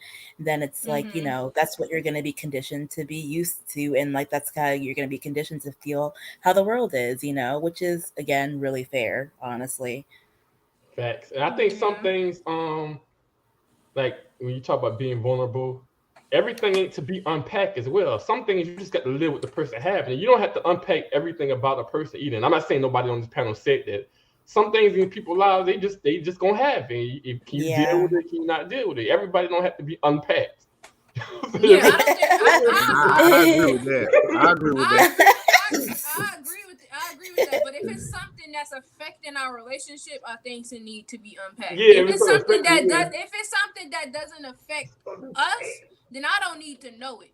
But if it affects us, I need to know, because you're not about to be walking around here like with all that shit on your chest, and I'm getting a certain vibe from you, and like that's not cool for you to do something like that. True. And I don't care Yeah, how but much. some people have- I don't care how much men think they can hide their emotions. Like, nigga, we can feel it. We can see it when you off. Like, just because I don't address it the first time, you think like, oh, she don't know. But when I do address it, it's like, you know, you don't want to talk about it, and that's so unfair. Because if it's affecting us, you should be able to tell me. But I understand. Like, you could just say, like, I'm not good at expressing or whatever. But you ain't got to go too much in depth with it. But at least tell me if something is going on. Keeping your partner in the dark is the worst thing you could goddamn do. So, I don't like it. I do say I feel like a little pep in my step a little bit, honestly. Like I do feel like a weight has been like lifted, Since but therapy? now not even. It was my first day, so it's not like they were like, you know, solving like my world mysteries out here. But you your know, first day, you ain't breaking through on your first session. No, no, that's what I was thinking. But some people, the breakthrough is just getting something started. For some people, you know, it's so hard to get stuff started. Some people, once they start something, it's a weight lifted off their shoulder. You know, it's therapy automatic just for starting it. Of course. But yeah, I'm about to hit the bed. yo, I was so sleepy. I can kind of tell now. That's why I was talking. I was about to say, really. I mean, that's all I have for this one. I mean, Going on a filibuster over here. I'm about to say we do. I mean, this was great though. This is the longest we ain't wanna leave Matt out there by himself, being all in his like childhood trauma and all of that. So, you know, you had to support him to let the world know some of our childhood trauma. He need the support. So, and if I was around you, no, I'm good. I'm good now. If I was around you, Matt, I would have gave you a pat on the back. I mean, I won't hug you for real, because you know I don't really fuck with you like that. But I'll pat you on the back. I appreciate that. Nah, but for real though, I know we wrapping it up, but on the real though, like if I'm staying with a female, that's kind of weird, because I think females are, you know, like I used to say, affectionate. If I'm with you, and you ain't that affectionate, like what the hell? This shit crazy. Yeah, and I think that's the problem too. Is the misconception that women are supposed to be the more affectionate person. We all are affectionate human beings. We all have to deal with what's not making us why we're not expressing our affection, or you have to learn how that person expressed their affection. It might not be the way that you would, so you thinking like, oh, because she's not doing it the way I'm doing it, that she's not being affectionate with me.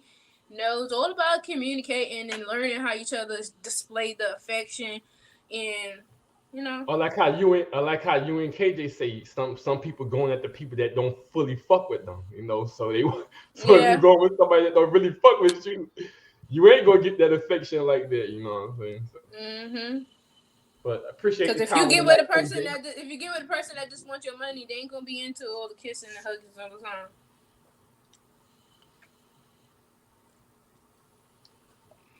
So yeah, I mean, definitely. Yo, this was a great one, man. I mean, this is one of the longest ones we done did. Like I said, the chit chat. We just jumped on. I hit everybody to see what they was doing, what they had planned, what they had going on. We ain't really been doing shit, so we jumped on and you know what I'm saying? We talked, man. I think it was great, man. That's why I chose to put it up and we went live, man. I think it was great. I mean, yeah, we definitely got to do another one of these, man. I mean, I like this. This was pretty good. But I mean, hey, we ain't gonna treat this like no regular show. No, we put up the show. We ain't even gonna go through the whole shout outs and everything. If y'all want to see that, watch the other motherfucking shows. I mean, it's just that simple. Ain't nobody on here new. So it is what it is. So this right here was just a Friday night chit chat. It was pretty good. We got over 3 hours, so we did good. Hey, peoples, until the next time, me and the gang is out. We will holler at you guys. Peace. Peace.